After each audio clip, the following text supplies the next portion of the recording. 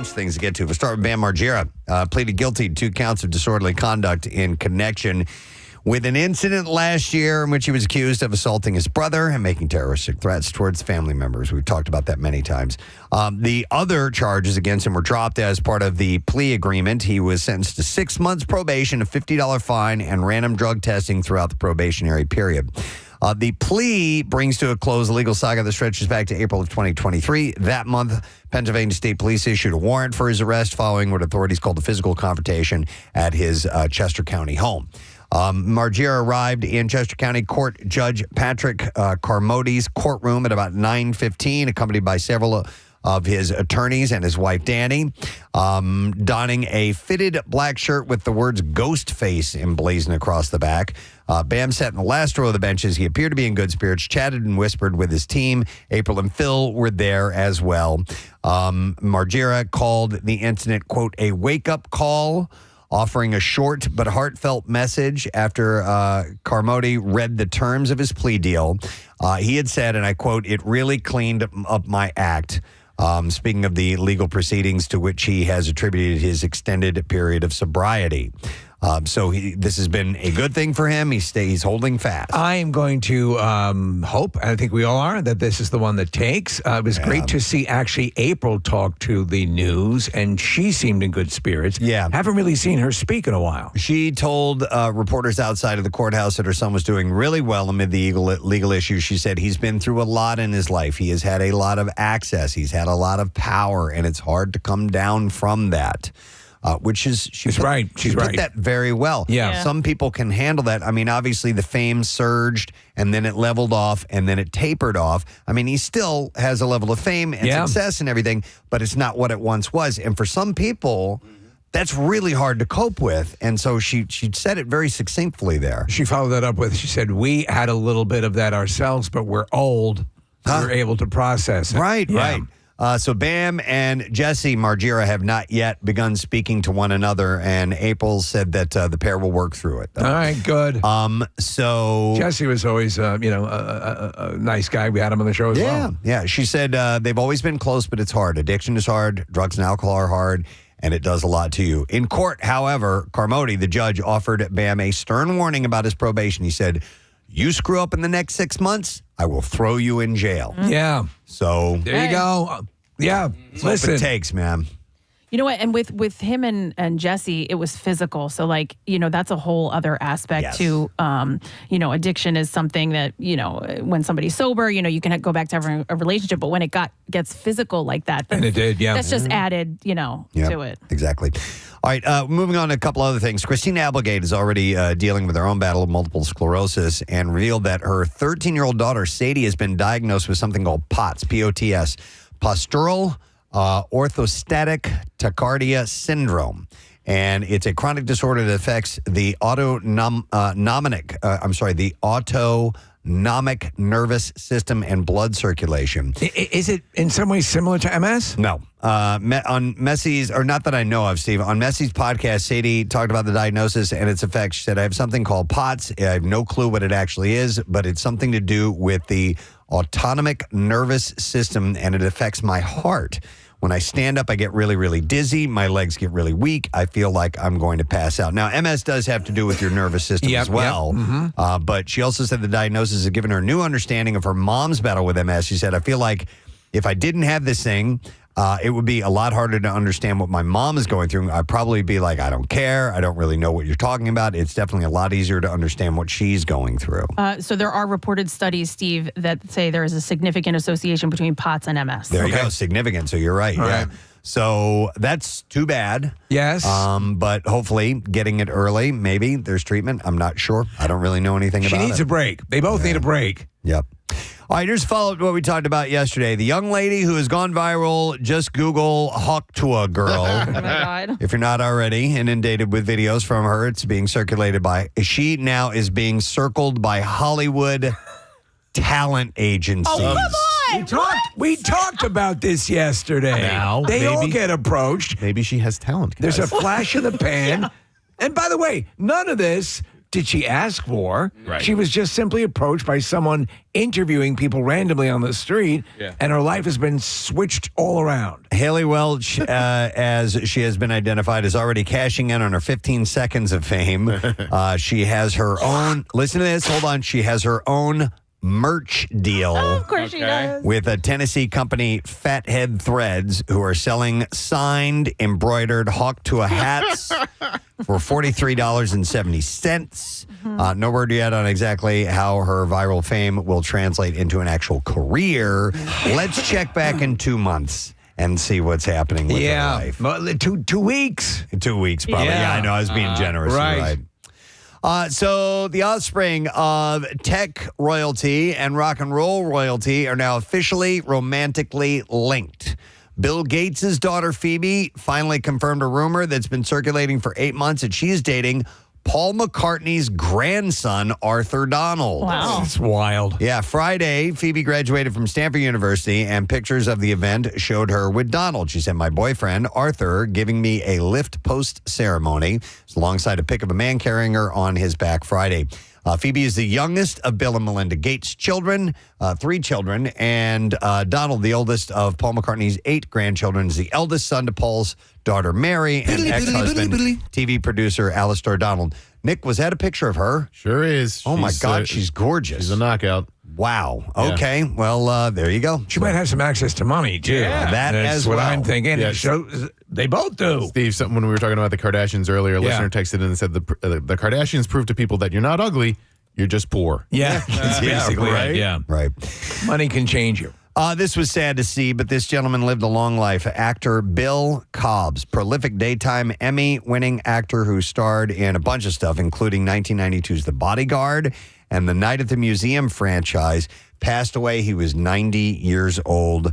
Cause of death was not immediately clear. I always like this guy. Me too. Yeah. He's kind of the reliable, usually kind of a wise character. Though it's kind of funny that in the Night at the Museum, they made them, the older crew, the bad guys. I thought that was fun. Yeah. In a statement released Wednesday, his family said, we're saddened to share the passing of Bill Cobbs on Tuesday, June 25th. Bill passed away peacefully at his home in California. He recently and happily celebrated his 90th birthday surrounded by cherished loved ones. Throughout his nearly 50-year career, Cobbs accumulated 200 film and TV credits. In The Bodyguard, which was with Whitney Houston, her feature film debut with Kevin Costner, Cobbs played her manager, Bill Daveney. In That Thing You Do, he played the character Del Paxton, the great jazz keyboardist. It's a great scene. That guy interacts with and was enamored with, and he has a couple of wonderful scenes in that. He also played Night Guard Reginald, who worked alongside Dick Van Dyke Cecil and Mickey Rooney's Gus, and became one of the film's villains in Night of the Museum in 2006. He was also in the follow-up to that. His other Disney credits include Air Bud. And Oz the Great and Powerful. He was one of the Tinkers in That's that right. movie, Yeah, too. yeah. It was his role as Mr. Hendrickson in Amazon Prime Video's Canadian series called Dino Dana.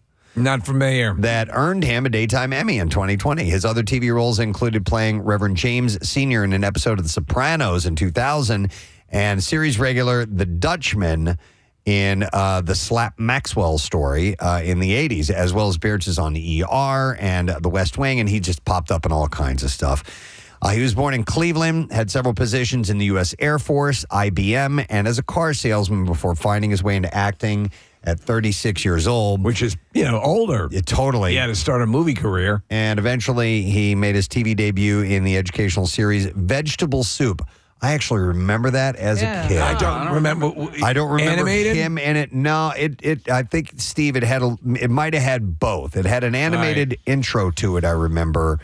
But it was like one of these shows that they just showed in like my, kindergarten and first grade class. Like they'd bring in the TV and we would watch it. Vegetable Soup. Yeah. And then eventually he made his one in the silver screen. And I guess his movie debut was in The Taking of Pelham 1, 2, 3. Great movie. In 1974. So sad to hear. Boy, what a great talent. And he just leaves us with a good amount of entertainment to still enjoy.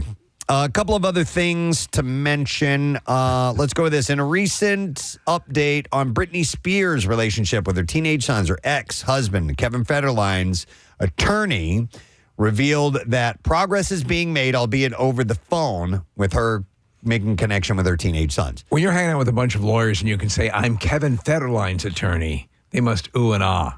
The lawyer emphasized that reconciliation is a time-consuming process. The good thing is that the boys saw their mom was doing well and have a desire to speak with her. Man, you look at her sons, pictures of them, they're young men. It's crazy. The development comes after Brittany consented to Sean and Jaden's relocation to Hawaii with their father last year. While the journey towards rebuilding their bond is ongoing, the fact that the boys want to speak with Brittany apparently is a positive step forward. Yeah.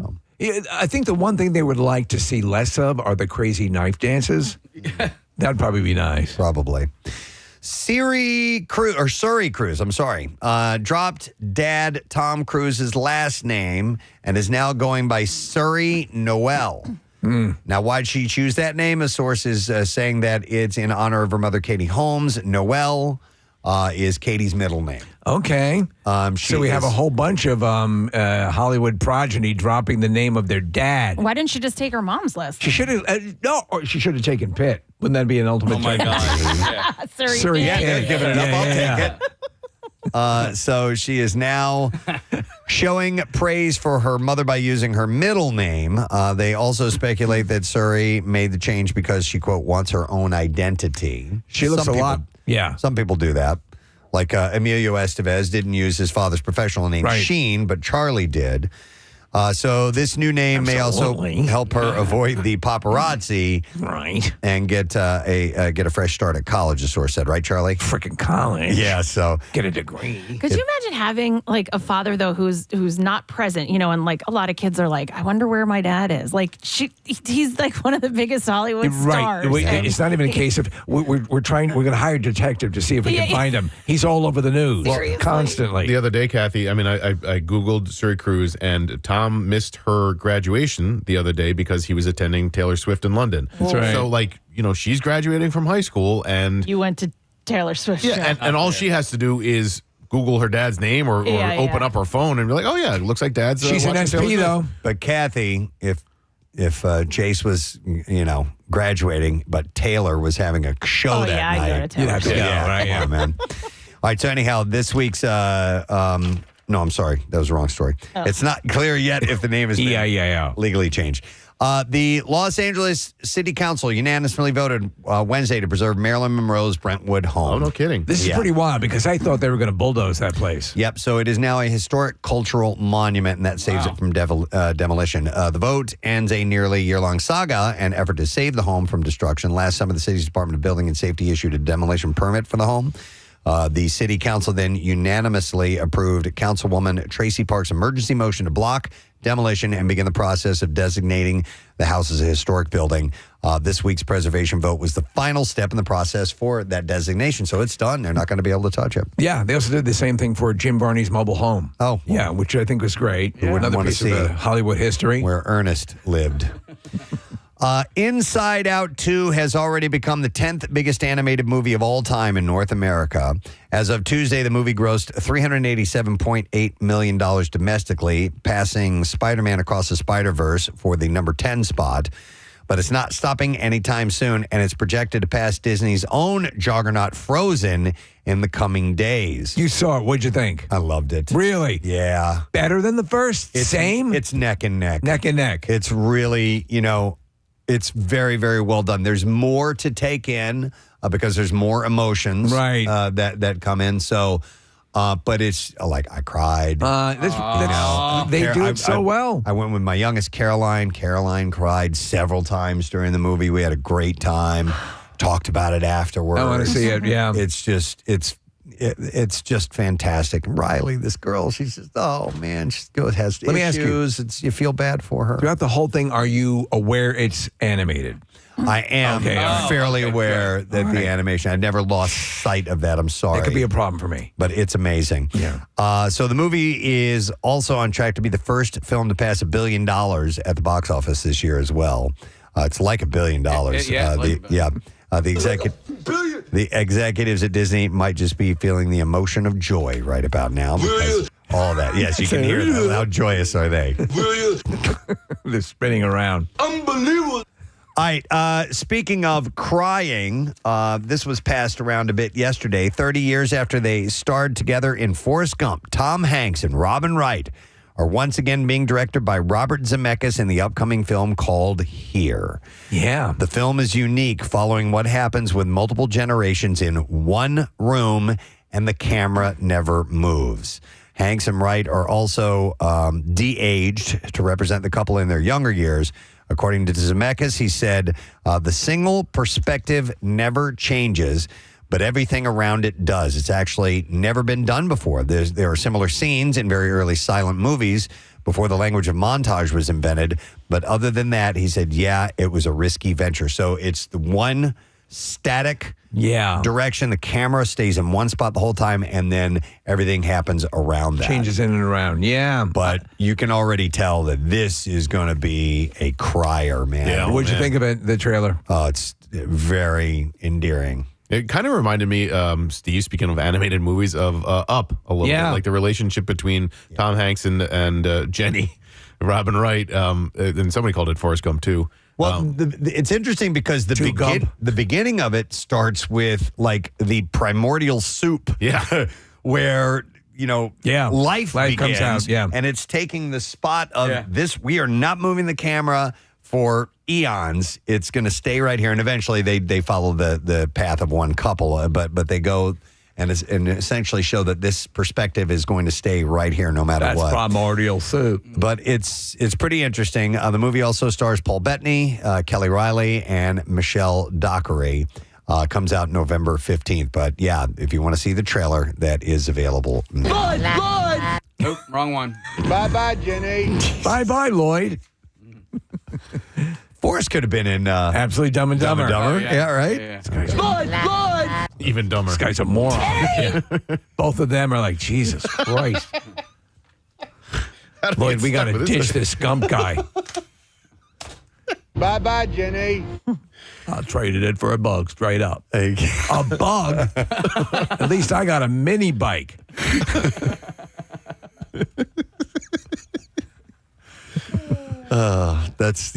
That's got potential. Yeah. I really think it does. Dumb, dumber, and goddamn dumb. Goddamn stupid. Yeah.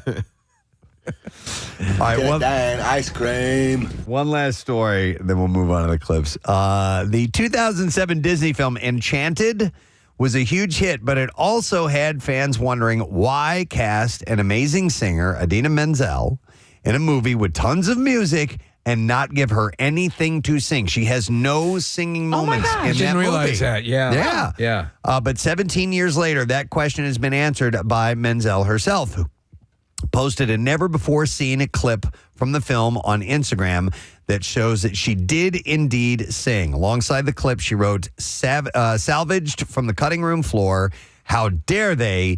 We were so cute. And then she tagged James Marsden in it because they must have had a duet. Yeah. Yeah, so I need to see this. I've not checked that out yet, but he's a great singer. Yeah. And obviously she's one of the best on Broadway.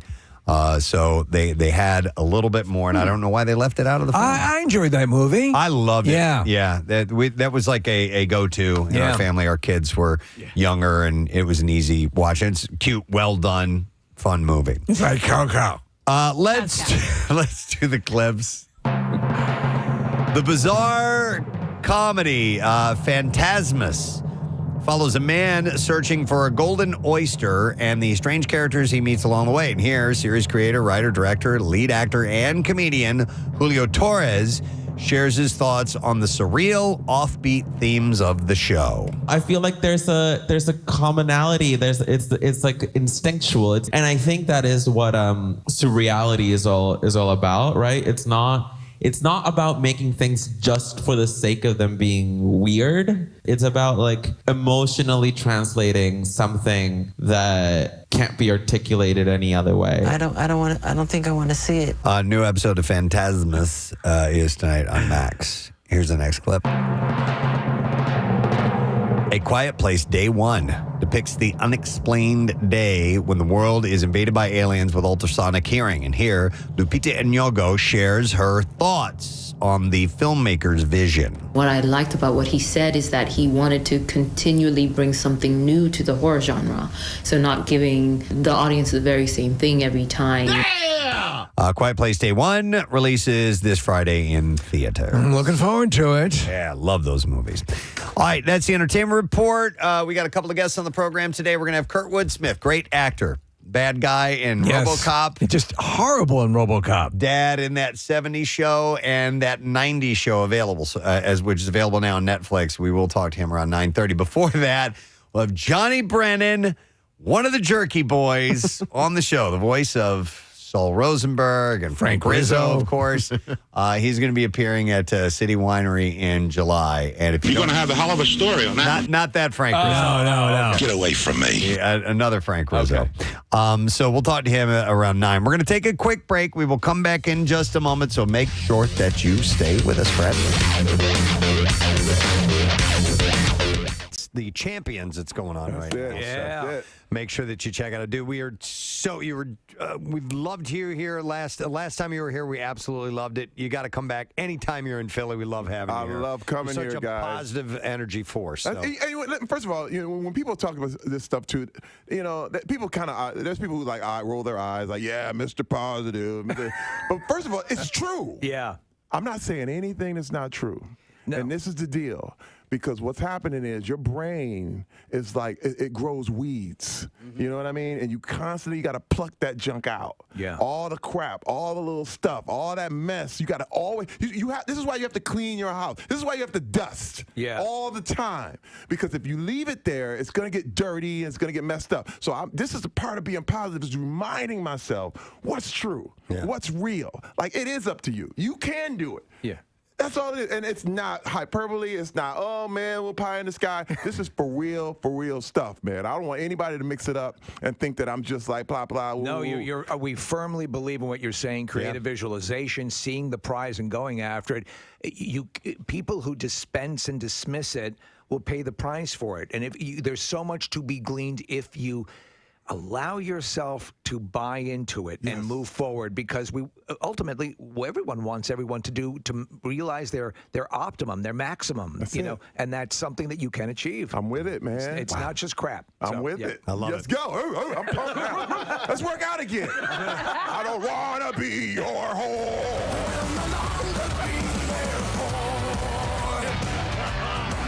Perfect segue. Let's hear it for Terry Crews. Love you, man. Thanks for being here. Terry Crews. TV, they have billboards in the city now, and they're promoting the Flintstones are on at like 6 or 6:30 every night. I know, it's crazy. I know, it's so stupid that we're watching recanned show, but MeTV does it well. They do the Flintstones into the Honeymooners. I always hated the Honeymooners, but I loved the Flintstones. And they're the same show, basically. It's the same show, yeah. But I didn't like the Honeymooners because Ralph Cramden was an a-hole. Yeah. He just, Alice, I'm going to beat you to death with a hammer. Right, that's kind of what the implication. I mean, to the moon. If my dinner isn't on the table at 5:30, I'll punch you in the throat until you die. Yeah, to the moon essentially was that. I'm going to punch you to the moon. Yeah. The good old days. I'm going to throw you down the stairs and beat you with a sack of oranges. To the moon. They love but it. not before I strangle you and rub a hot iron across your face. Then I'm going to cover you in pork chop sauce and put you into a pit with rabid dogs. Wow. I'm going to cut you up so bad you'll never be able to have children. Oh, my God. I'll remove your breasts with a wood planer. To me, it was so depressing, too, because they had their clothing was in a bureau in the kitchen. Well, they were poor. I mean, they were just making ends meet. But I mean, there's Desi Arnaz used to beat his wife too, because I remember she spent too much. She spent too much money on like hats or something like that. And there was an episode he bent her over his knee and spanked her. Oh, and there was another episode one time, Casey. I kid you not. She had done something that was going to piss him off, so she decided to go and get a sunburn so that he wouldn't hit her. Jesus. Oh my That's God. what television programming was. Lucy, I'm going to throw you down the elevator shaft. Lucy, I'm going to take you out back, tie you to the dumpster, and drive the car into you. Ricky. 1950s programming, Wow. man. I'm going to cut your head off. That's ridiculous. Columbia necktie. Break your legs. See, but the audience ate it up, though. They loved it. You know? There was an episode of Different Strokes where Arnold got in trouble, and Mr. Drummond, because he wasn't his actual father, Put him in a wood chipper? no, they brought his uncle in to beat him with a belt. I'm not lying. That's that was a legit episode. Storyline. Yeah. Here, get the switch over here. Get your uncle. I can't beat you. But fortunately, we found someone who can. Ken. Do you remember in the Dick Van Dyke Show when Dick Van Dyke slammed Mary Tyler Moore's head in the car door? Oh, yeah. Because the mashed potatoes were lumpy? But the audience loved it. They were lumpy? Yeah. Wow. Yeah. I'm going to make your head lumpy. Brought to you by Patient First Cold and flu season is here. I've got a clode. You do have a clone. Patient First is here to help. Hey, Harry. I can't speak. What's You were traveling all day. I was. What's Harry, though? I was going to say they handle everything. They And Harry or clothes. And I put handle and every and made it Harry. At these times, you need someone who cares about your clothes, and Harry's it correctly.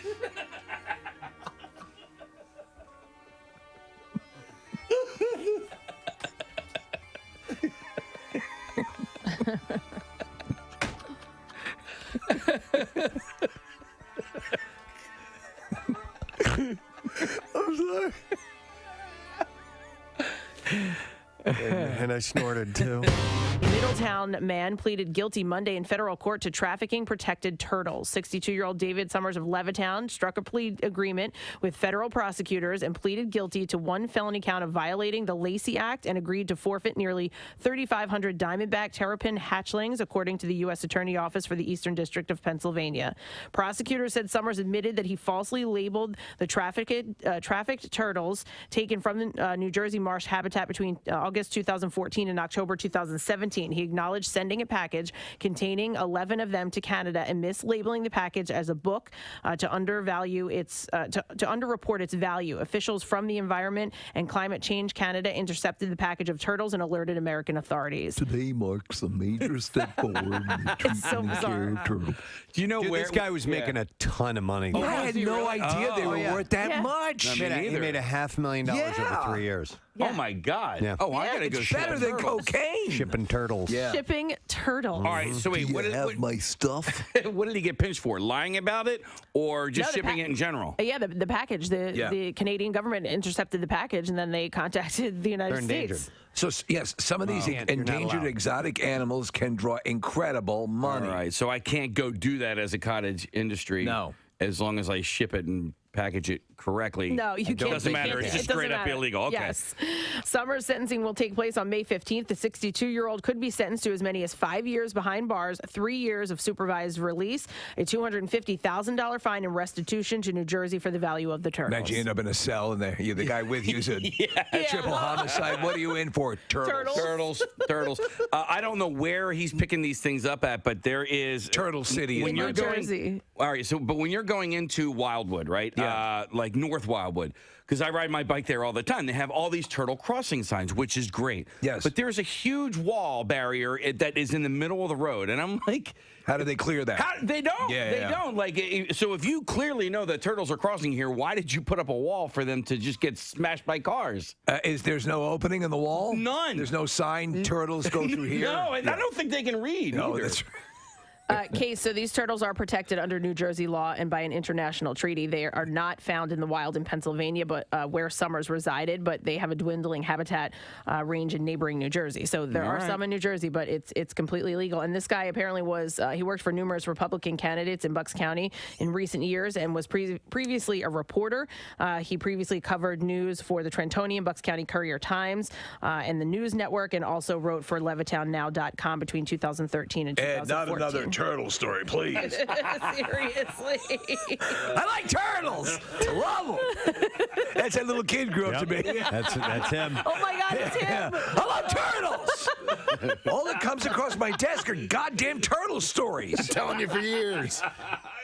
Couldn't you see the signs? You interviewed me when I was a kid. It was a cry for help. I was dressed as a zombie, and I said I love turtles. Why was no one listening? Looking good. Jonathan just got an awesome face paint job. What do you think? I like turtles. All right. You're a great zombie. And Oh my God. It's him. It's him later on in life. I love it. It never stops.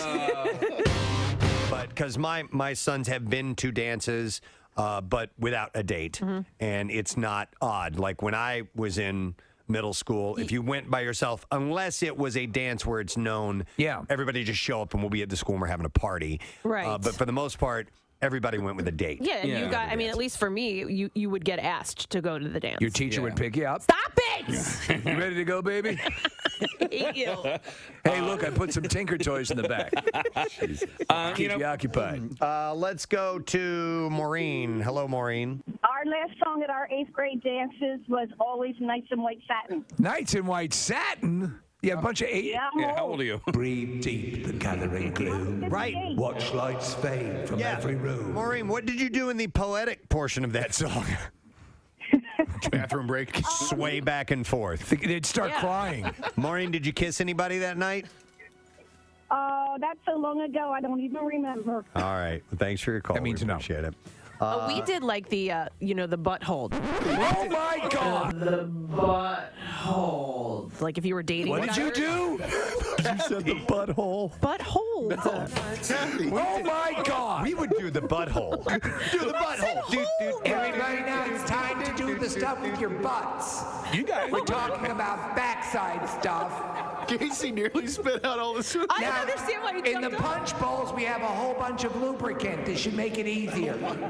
Lately, you look. Do I look golden? You Do I look like the bronzed sun goddess. Oh, like brown as the berry. Thank you for noticing. Yes, we were at the pool yesterday. All right, I could tell. Yeah. You've soaked in the rays. Okay. Ask me if I use sunblock. Do you use sunblock? Yes. Because I used to use just water, I'm saying. Yeah, I didn't use sunblock for years. I had that laser done on my face, got rid of some sunspots, and I'm loving the way it looks, guys. So yes, I'm wearing sunscreen. Preston, probably I look brown as a berry because I do like a little self tanner on the face. Like if I'm going to be out and the rest of my body is going to get a little golden, I put the self tanner on my face so it doesn't look odd. Is self tanner like a like spray tan type thing? Yeah, but you do it at home. It's just like these little drops that I put in my lotion. You've seen those things, yeah, where you can just kind of rub them on, and they and people apply them improperly, and you'll get the you have to. You don't look good. Yeah, no. It's like it's not like going to get a spray tan where you leave and you look ridiculous. Right. Okay. All right. Well, anyhow, I noticed you look like, and amongst the contrast of your very white headphones. Yes. You look I know. You're very beaming. You're like a barcode. I have realized something. If there is a coffee company listening right now, and you would like to do a signature Preston Elliott blend, I have a name for it. Ooh. Okay. Squeegee. Yeah. What do you think of that? Okay. Why squeegee? Sounds because delicious. you will need to, in order to get a cupful, take a squeegee and squeegee it off of the counter. So here's what happened a little while ago. At the start of the show, I went to go get a cup of coffee. A lot of times Casey will come in and bring me a mug of coffee as we're getting ready for the program. He was running a little bit behind with his work, so I zipped over and I got my own mug. I polished off the urn, and so therefore I'm going to make... It's protocol. You make a new one. A fresh pot of coffee. So, and I only had like we had like 2 minutes of commercials left, so it's enough time to get down there, get some coffee, come back, have a little bit of extra time, and I'm like, okay, I can do the full pot thing. So there was only a tiny bit left in the bag of grounds, so I put as much as I could into our little measuring cup, and I put the filter in, and I'm like, oh well, I got to get more grounds. I'm like, I don't even know where that is. I normally don't do the coffee, so I go underneath the counter. I find a fresh bag of Dunkin' coffee. Oh, Eureka! Perfect. Yeah. And then I'm struggling to get it open because those things are sealed really tight, Eventually I got it open, fill up the measuring cup, put it in with the filter, pop it in, hit brew, bang. And I was so proud of myself. Yeah. You did it. You did it, Roy. I had it in enough time. I was thoughtful enough to make sure that I made some coffee. And I came back in here, and I even made a little announcement to everyone. Yes, and I said, hey, guys, this is a fresh pot of coffee brewing right now. Because the last cup, I took a sip of the cup, tasted kind of crappy. I'm like, great, lousy coffee, but fresh pot coming up. Awesome.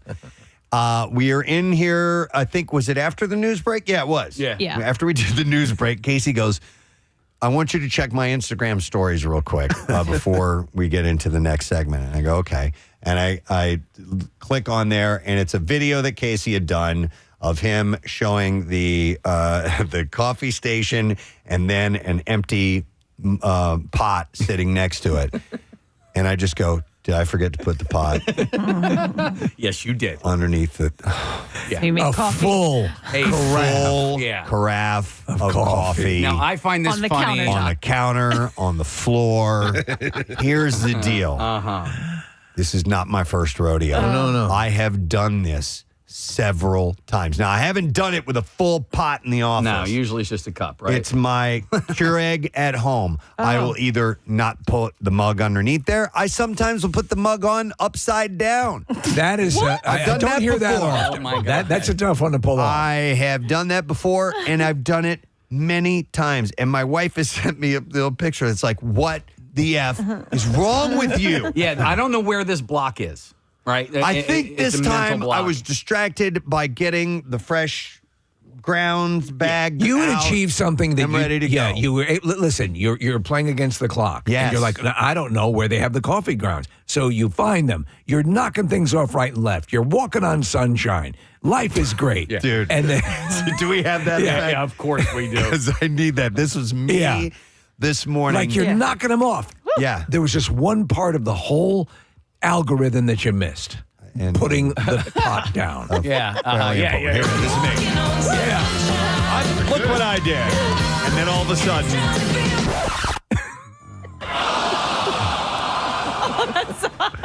That is the audio equivalent of me making coffee.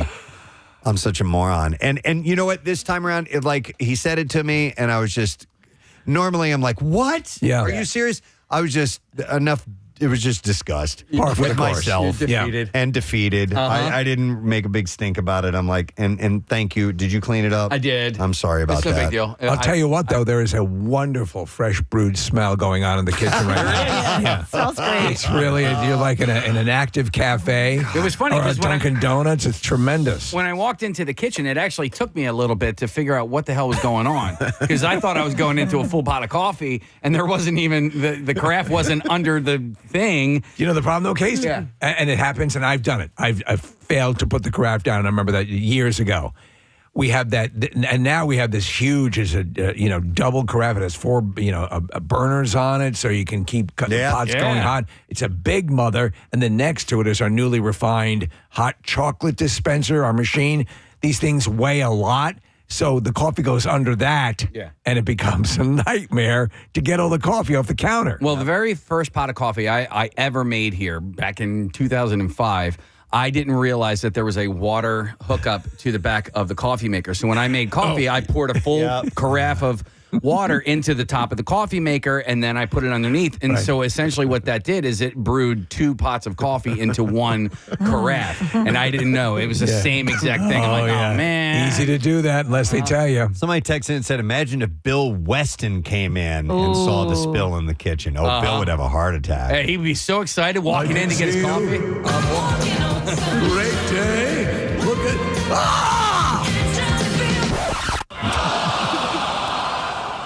When you guys spill something, what is your immediate reaction? Because mine is often a pause disgust, and then I spring into action and start to clean it? Sometimes it's an immediate spasmoid freak out, which sometimes makes it worse because as you lunge for whatever you've spilled, you've knocked it even further out and all over the place. To me, I like it. It's very similar, I think, to getting kicked in the nuts. There is a pause. That's a good analogy. Yeah, and like, huh? Yeah. And mine is immediate.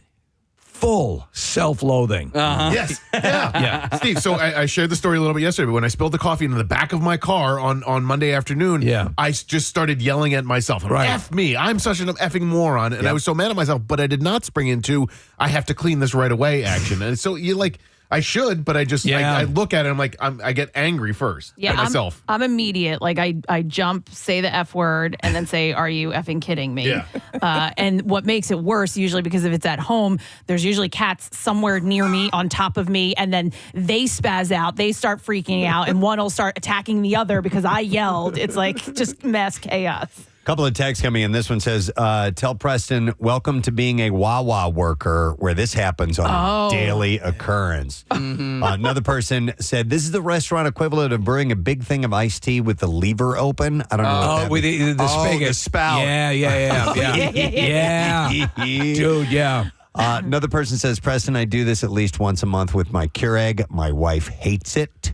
I do that too. Not every month, but I do it fairly regular enough to where it's just stupid.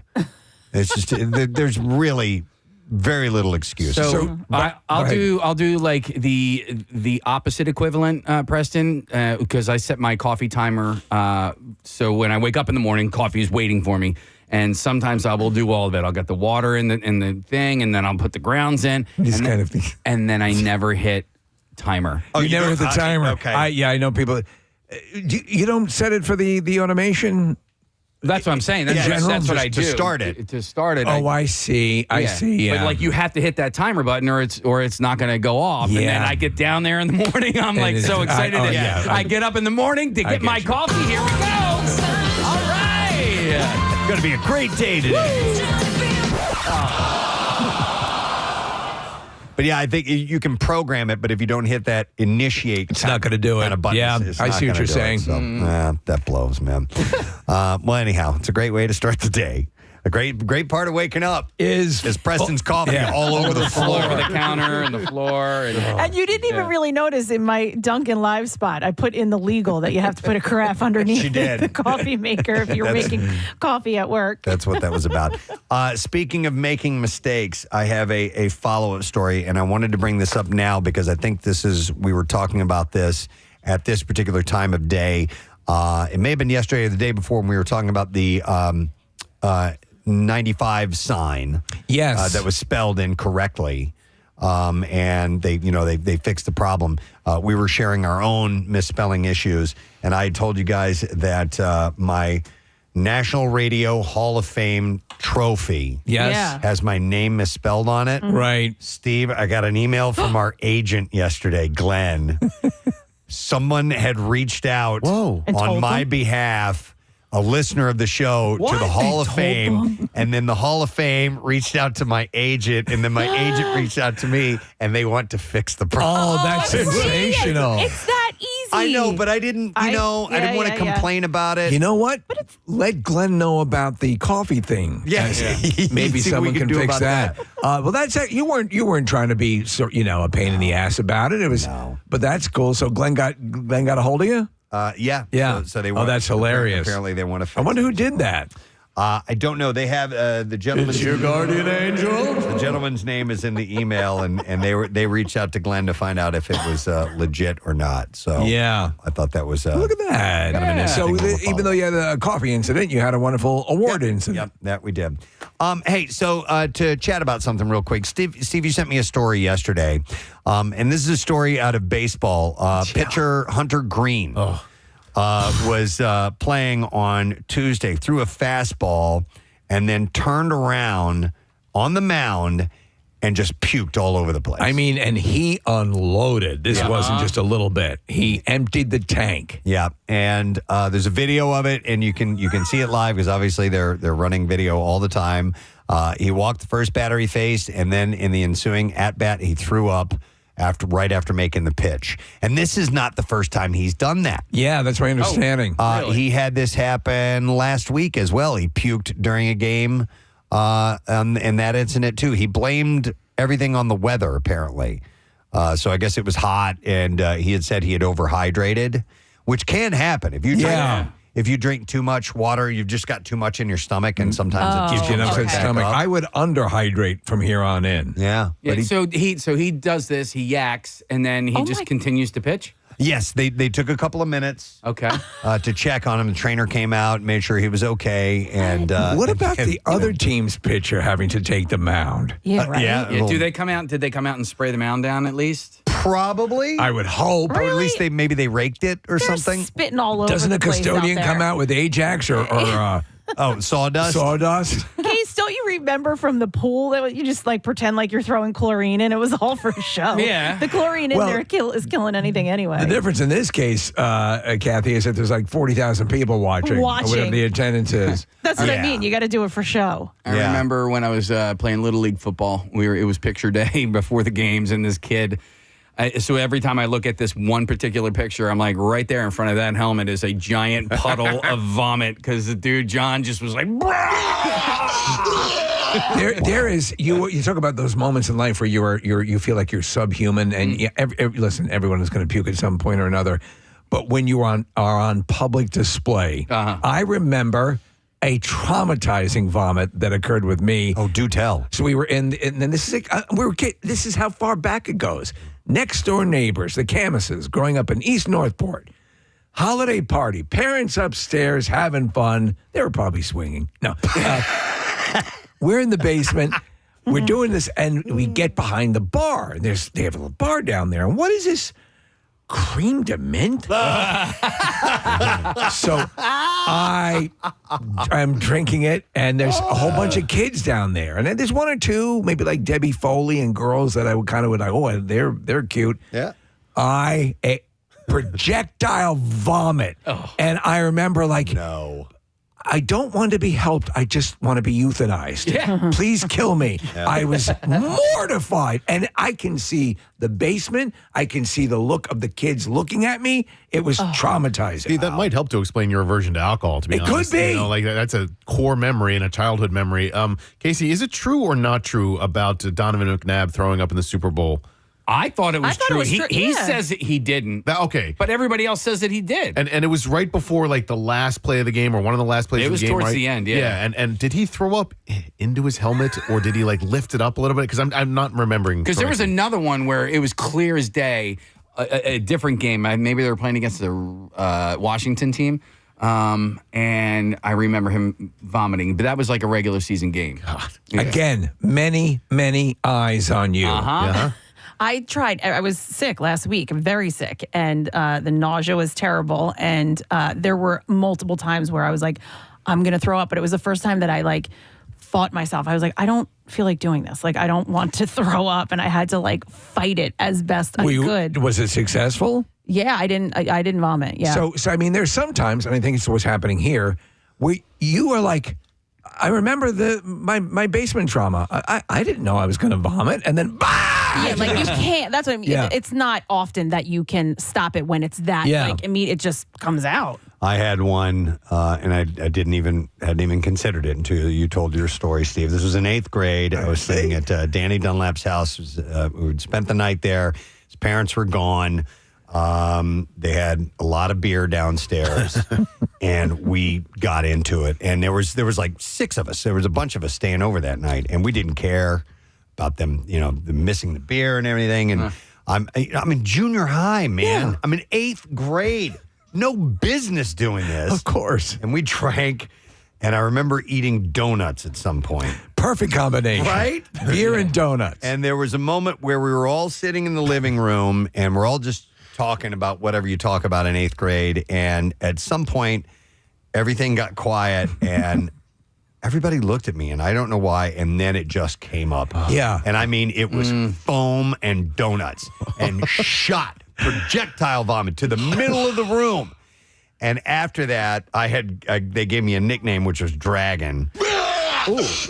because I was spitting like a dragon. It was Kind of a cool nickname. But I'll never forget it because my nickname is, as you know, Casey P-Buds, and the guy who ended up being my best friend throughout school came walking by, this guy Ben, and he goes, puking P-Buds? It's cool. Yes. And we were friends ever since then. That's cool. But and then the next line that came out of that was the next morning, Danny's dad came downstairs. He goes, boys drank a lot of beer last night. Oh, my God. But he was a good old boy. Yeah. He didn't care. He did not care. Funny. There's something about a beer puke. Like sometimes it's alcohol. Sometimes it's just volume. And you can, put a head on a toilet if you chug too many beers. You can re-suds it? Yeah. And Steve, sometimes like it comes back up cold because you just drank a whole lot. Especially when you're in college and you're just chugging because you think that's fun or funny or you're hanging out with your buddies or whatever. And more often than not, when I would puke beer in college, it's just a relief because you're getting it out of your system, and then you boot and rally. Boot and rally. I have not heard that in a long time. They toured with Milli Vanilli. Wow. But Nick, those kind of almost don't count. They don't. Because it's the foam and there's not enough room in your stomach and it comes up. Yep. Your body hasn't technically rejected it. That's right. It's just like, we don't have space here right now. Exactly. It has to have residency for a little bit. Here, let me move this right over here. It's not real vomit. No. Yeah. Because it's so very much intact. My cream de menthe came out basically as cream de menthe. Wow. Yeah. All right, hang on. I want to go to Dan. He's got a good one here. Hi, Dan. Morning, bud. Good morning. How are you doing? Good. What's your story here? So my daughter was in the Devon Horse Show 2 years ago, out in the ring, jumping, and my wife's like, "What is she doing?" And I looked at her. I'm like, "She's puking." On horseback. What's that? On horseback. Yeah, on horseback. Never missed a stride. Oh, God damn it. Horse. Oh, really? Was she nervous or was she sick? She was nervous. Oh my God, the poor thing. Yeah, that again, was she? I assume she was mortified, correct? Oh, yeah. Yeah, I mean, it's just one of those things, and there's nothing you can do. But somehow time freezes when that happens. So does I assume things where you're at a high stress level like that, and clearly here's a case with the baseball game, where you're going to vomit. But I mean, with so many eyes on you, it's burned into your brain. How old was she when this happened, Dan? She was 15. Okay, that's going to stick with her for a while. Yeah. She's actually in your daughter's classes in school. Really? She goes to Souderton? What's that? She goes to Souderton? Yeah. Nice. Excellent. All right. Well, thanks for the heads up. I'll keep an eye out for her. For the puker. Yeah, for the puker. All right, thanks. Is there a Dan. girl who pukes a lot? Take care, bud. But I mean, like, doing it on stage, per se. On the mound, that's kind of on stage. On horseback, where everybody's watching you, that's kind of on stage. You know what I mean? It just reminded me that high school graduation, going up, there was a girl, Heidi Kindler, I think her name was. Yeah. But she gets up there, the sweet little, got up and just got her diploma and then vomited. Yeah. And it was like one of those things like, couldn't be worse. Yeah. Parents must have been awesome. You just should have called her Julie Jerkoff. Yeah. We would have been better with that. We mentioned that sawdust earlier in this break. They always broke that out at school. Some kid vomited in the classroom. Yeah. What was that? It smelled so good. I remember that. I think it was like a scented sawdust for maybe. absorbency. Yeah. We had the old curmudgeon, janitor. Oh, goddamn. Yeah. Come out with the thing, shake it out. But man, he was Johnny on the spot when it came to puke. So yeah, Case, maybe they sold an actual product that was for that very use. Sawdust that was mixed with some kind of deodorant. And then there was or a scent to mask it. Here we go. Nick found this. Actually, Ryan did. It's called Oops Vomit Sawdust Absorber. Oops.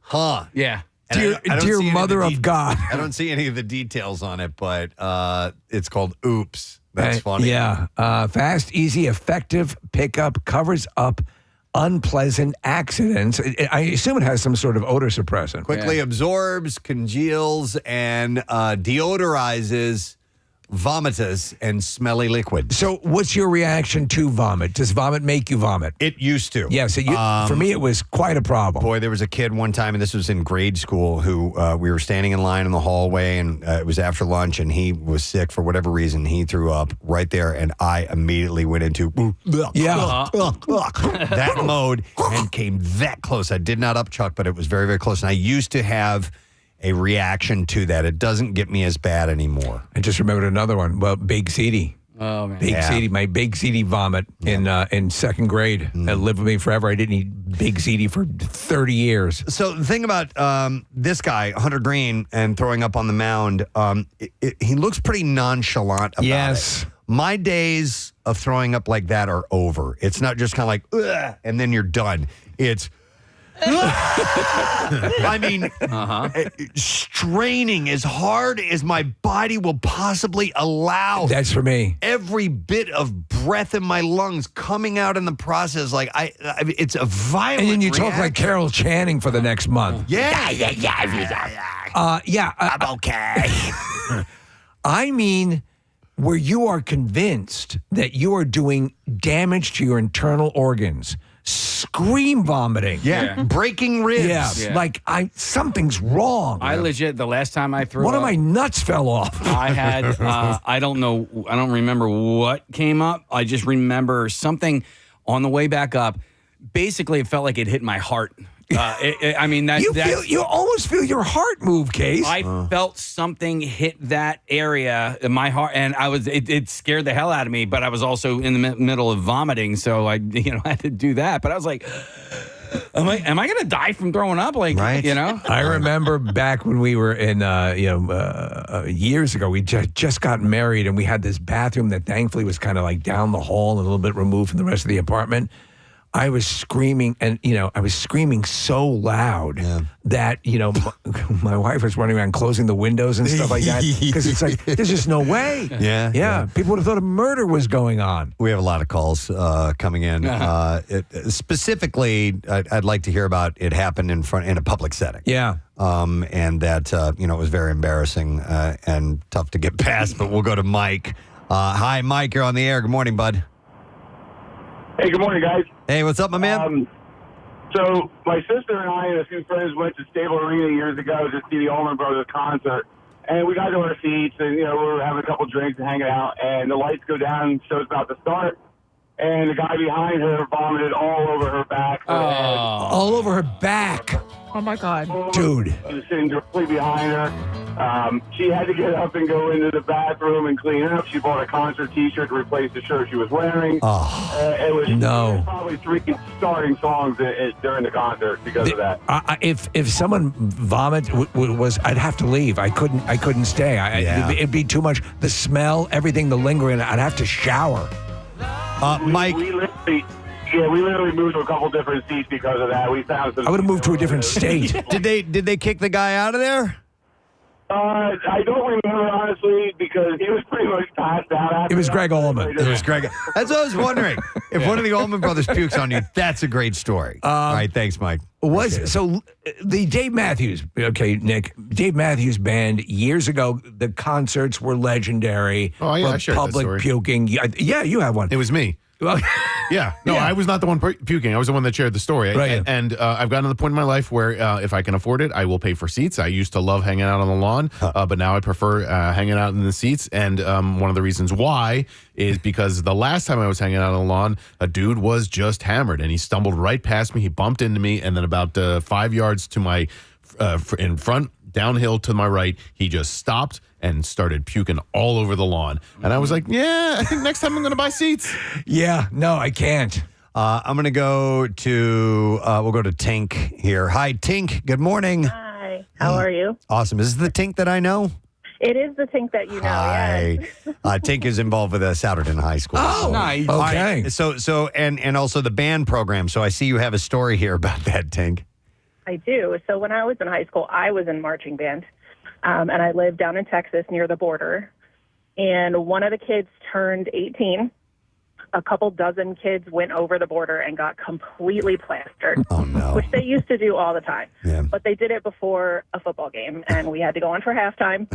So we go out for halftime, and one kid barfs, and then another one, and there were like a dozen kids puking all over during the football performance. field during our marching band show. Oh my God! I wonder how many that's people awesome. thought that was part of the performance. Yeah. Wow. Yeah, we couldn't afford fireworks.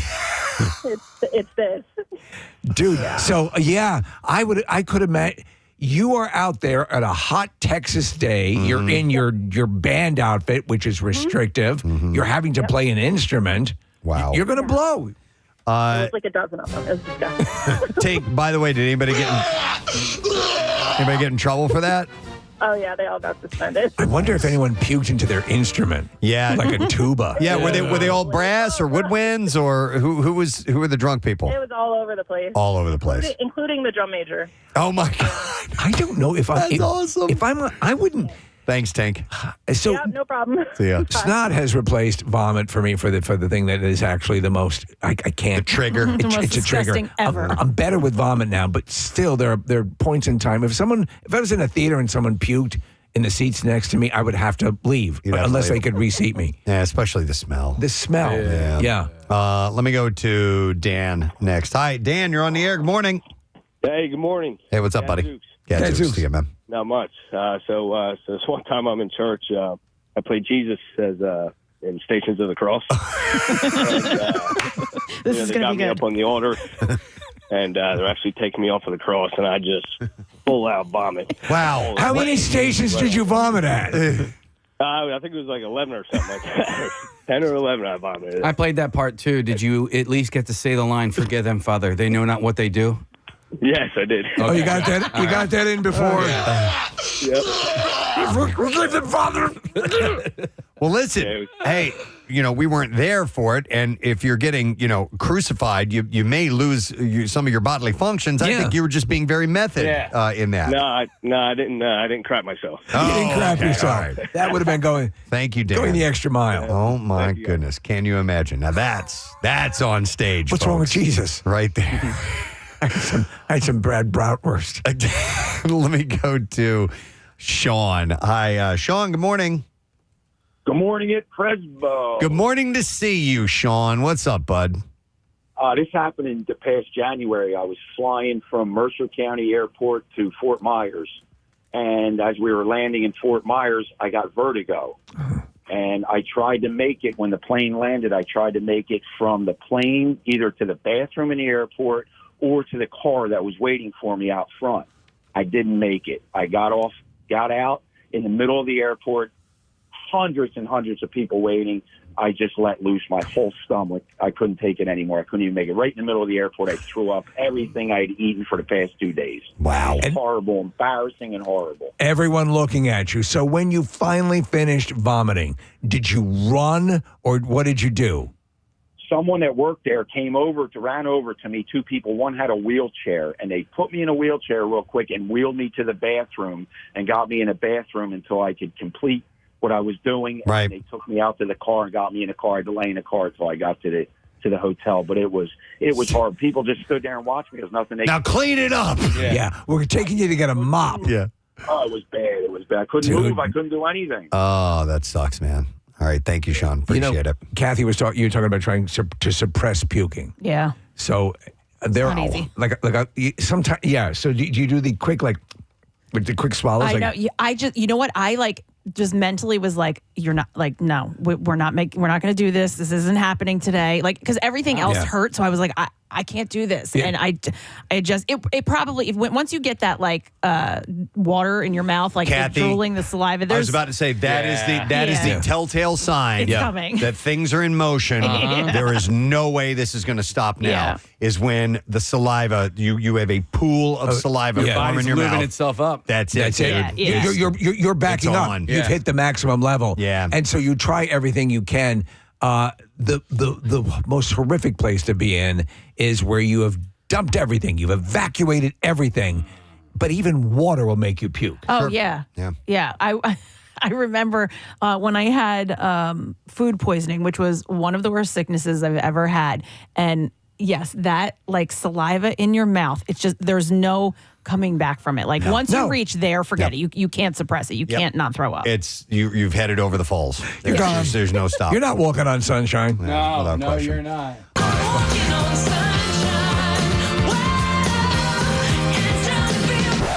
All right, well, listen.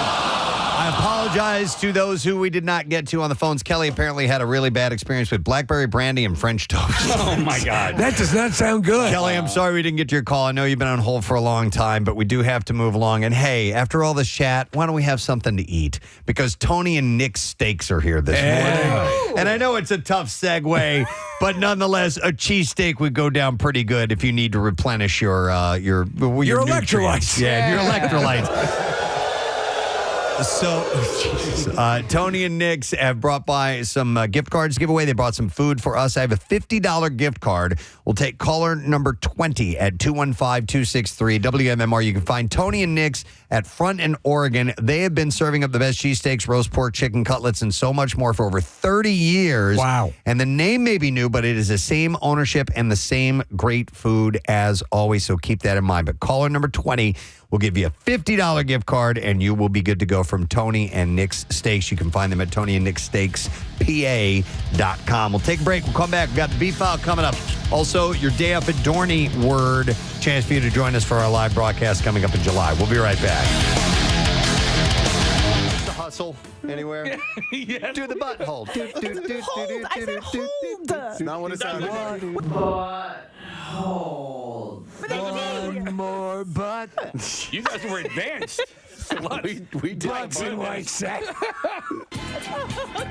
the butthole. Oh my The youngsters are really enjoying their buttholes. Do the butthole. Do the butthole. Okay, so you do the butthole. I mean, never mind at this point. Oh. No, yes, if you were dating the guy you were dancing with, the guy would put his hands to do the butthole now. To the butthole. And who's up for some old-fashioned finger blasting? So wait a minute. Explain to me what the butthole is. It's your Yes, Hang on, the I wanna hands hear would her. be, instead of on the waist, they would just slide down a little bit and hold the girl's butt. Grab the butt. Okay. Were you constantly under the watchful eye of a proctor or somebody who was? There was always teachers there, but I don't think it was as strict. They couldn't see everything. Right? It wasn't as strict as the nuns watching at those dances. Well, Seriously. But that's why the St. Kevin's dances were so great, because they were so crowded that, like, all right, you can't. I'm too tired to worry about your butthole. The butthole. You said the butthole. Somebody had sent me a listing for a home that's on sale in Maple Glen. All the realtors are posting it on there. Oh, they are? Yeah. Okay, so there's 48 photos. And if you get to photo 31, you have to stop and go, wait a minute. What is that? What is that? So it's a beautiful home, by the way. Beautiful. And for the a style? decent price, too. It's 5,000 square feet. Yeah.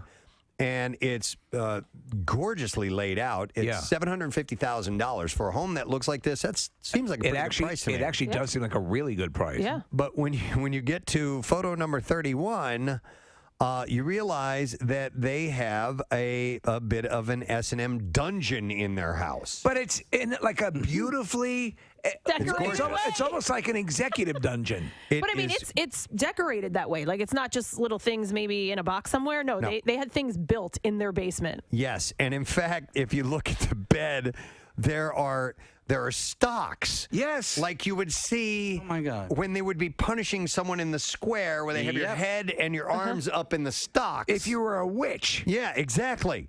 And the bed has what appears to be, you can turn it into a cage if you want to. It has bars.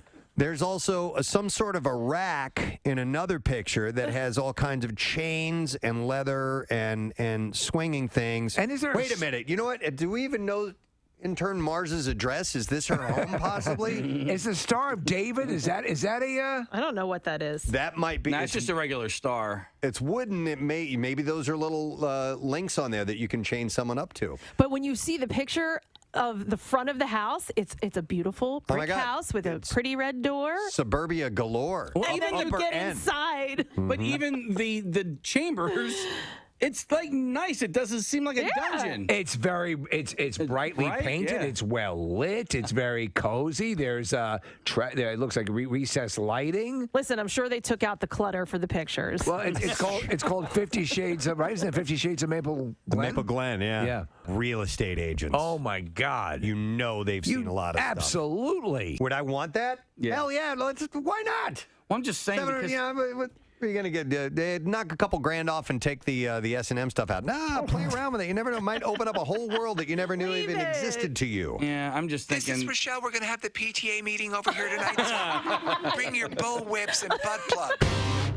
Have we talked about period parties before? We have a while ago. Okay. Bert Kreischer.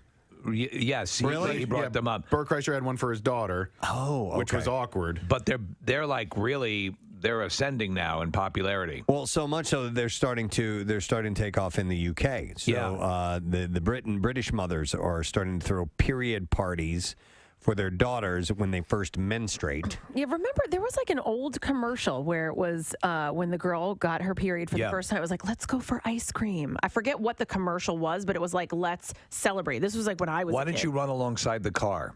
I remember thinking, this is the worst day of my life. When that happened? Yeah, like really? I mean, you know what? Because I was a little bit older, so I understood it. I knew what was going on. I knew what the other kids were going through, and I was like, you know what? Like, if it doesn't have to happen, like I can wait. You know how a good first one? Carrie. You remember that? Yeah, of course. She had. I think that the whole idea. I think actually is a good one. If for something that could be traumatic, that you could turn it into a plus. I mean, I think it's cool. Right? I mean, listen, if you or not a plus, but something that is something to be okay. Well, you can now bear children. Yeah, I mean, it's not that you want to. Yeah. It's 12 or 13 years old. Or Hey, however Daddy, it is, but no. But as in in Game of Thrones, they call it your moon blood. Your moon blood. Yeah. Okay. I mean, but honestly, it is, in one fell swoop, boom, you're a woman now. Yeah. You know? Whammo. And so there is no equivalent for boys. You know what I mean? It's not like we go to sleep one night and then we wake up and boom, we have pubes. Yeah. You know, like It's a pube party. it's It's a boner party. Boner party. But you're getting babies. I mean, it's the I truth. had It's a boners. biological Yeah, we thing. all It had happens. What did you just say? I said I had, like, as if I'm the only guy here. No, we all got boners when we were You can have boners in the womb. Yeah. Absolutely. You can. Fetuses have boners. Yes, there's proof. Picture proof. Let's continue talking about hygiene. Please. But we all need it. In a different orifice, we'll talk about your mouth. Oh, I thought you were going just on flipping us over. Oh, the butt. No, we're not going to talk about We'll go from butt to mouth. We could. I mean, I'm sure we could find something. I like that sense that the mouth, that the toothpaste and everything's been rinsed out and washed out, and whatever I've dislodged is out. I haven't gone to the dentist in over a year. Oh. I knew you were going to find that repulsive, Kathy. Oh, I had probably so gross. I had an appointment, and then something came up. Something suddenly came up. And then I had to cancel the appointment, and I never rescheduled it, and I just got lazy. And it usually they have a long wait usually. And I don't like going to the dentist. Even I just like for a my clean? dentist a lot. He's a really nice guy. What's that? Even just for a cleaning? No, because it's never just a cleaning. It's always, what's this? Or, let me pick at that for a minute. Or here, we need to take some more pictures. Shove these uncomfortable things in your mouth and bite down for a little while. Here, put these wax lips in. I hate that. I hate that. I hate the x-rays. Ugh. I love going because I don't have a lot of but I don't have Because Kathy, they make when she compliments. smiles. She likes to go Everyone, anywhere. come in here quickly. Look at these beautiful teeth. It's not enough that she has a perfect vagina. No, I like the feeling that my teeth are that clean, as you can imagine. No kidding. You have beautiful teeth. Hey, Kathy has the perfect mouth, the perfect vagina. Do we assume that the other one is perfect too? I can only assume her proctologist is doing backflips. Yeah, has anybody ever commented on your butthole? They've commented on every other orifice. Oh, in my your body. God. Look at this thing. It's unbelievable. I like how you pointed at it when you told Red my butt. Did she? Yeah. My butthole. This? My butthole, Preston? Is that what you're talking about? My perfect butthole? We have to do something now. Oh. All right. It's a little thing that we put together that's going to involve you having to put on a blindfold because we have a mystery guest. Mystery guest! Okay. I love mystery Perhaps Oh, good. the most mysterious mystery guest of ever. Really? Yes. We won't go any further than say that. You think he'll get it? I think so, yeah. All right. So we need you to put on your blindfold, please. All right. Take those glasses off. All right, hang on. All righty. Yay. So. All right. So again, so one more time, repeat. All right.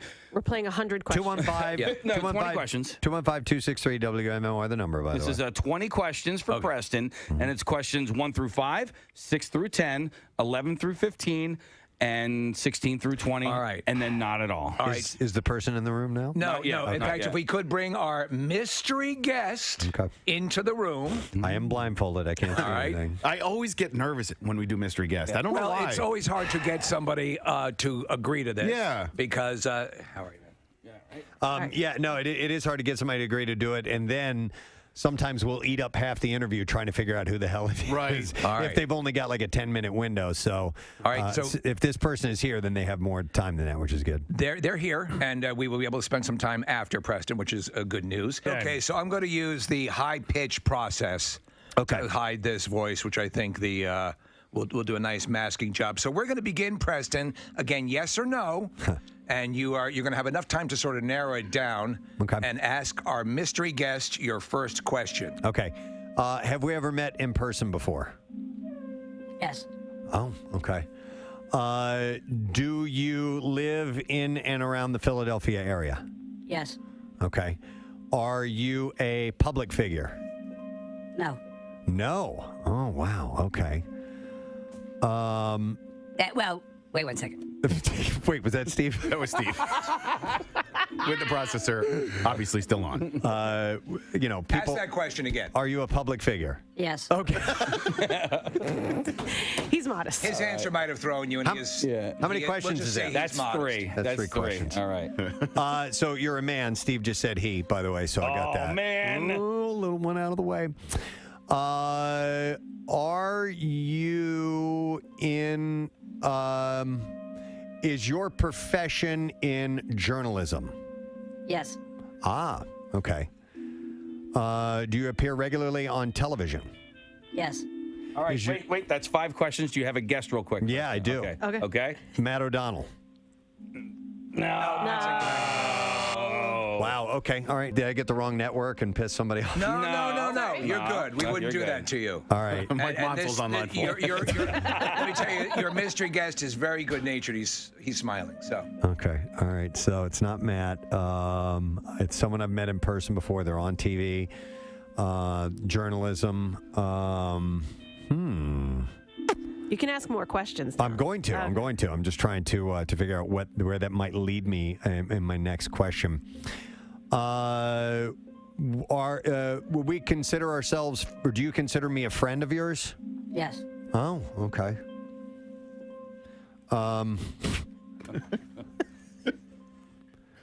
Are you from an island nation? Yes. It's Vi. It's okay, Emma, right? No! Oh, really? God, you're getting there so close. Oh man, who else? Who the hell else is from an island nation? You can think broader. This person may be, I think, more famous than you're thinking. Oh, wait a minute, Shane Victorino?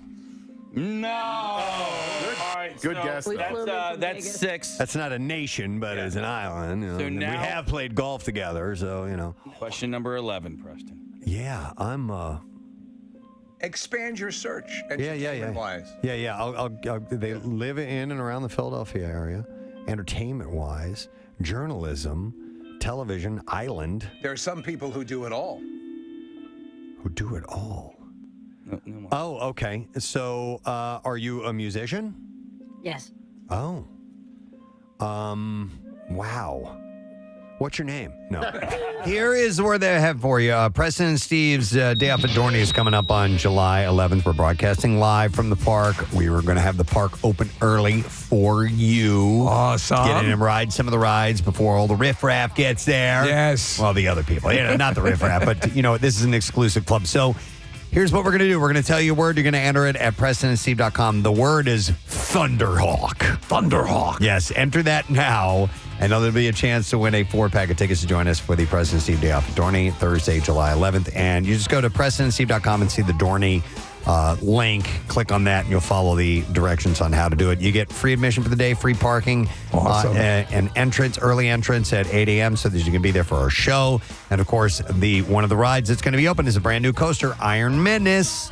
So you'll get a chance to ride it. And there's also obviously tons of other things to do while you're at Dorney. So what's the Thunderhawk relevancy? It's a 100-year-old roller coaster. Actually has a historic recognition, and it's a wooden roller coaster that's been around Dorney for a long, long I've time. written it. Yeah, I forgot that was the name. Thunderhawk. Like Fire Rose. All right, so enter that now, and you'll be in the running for it. All right, let's do the Bizarre File.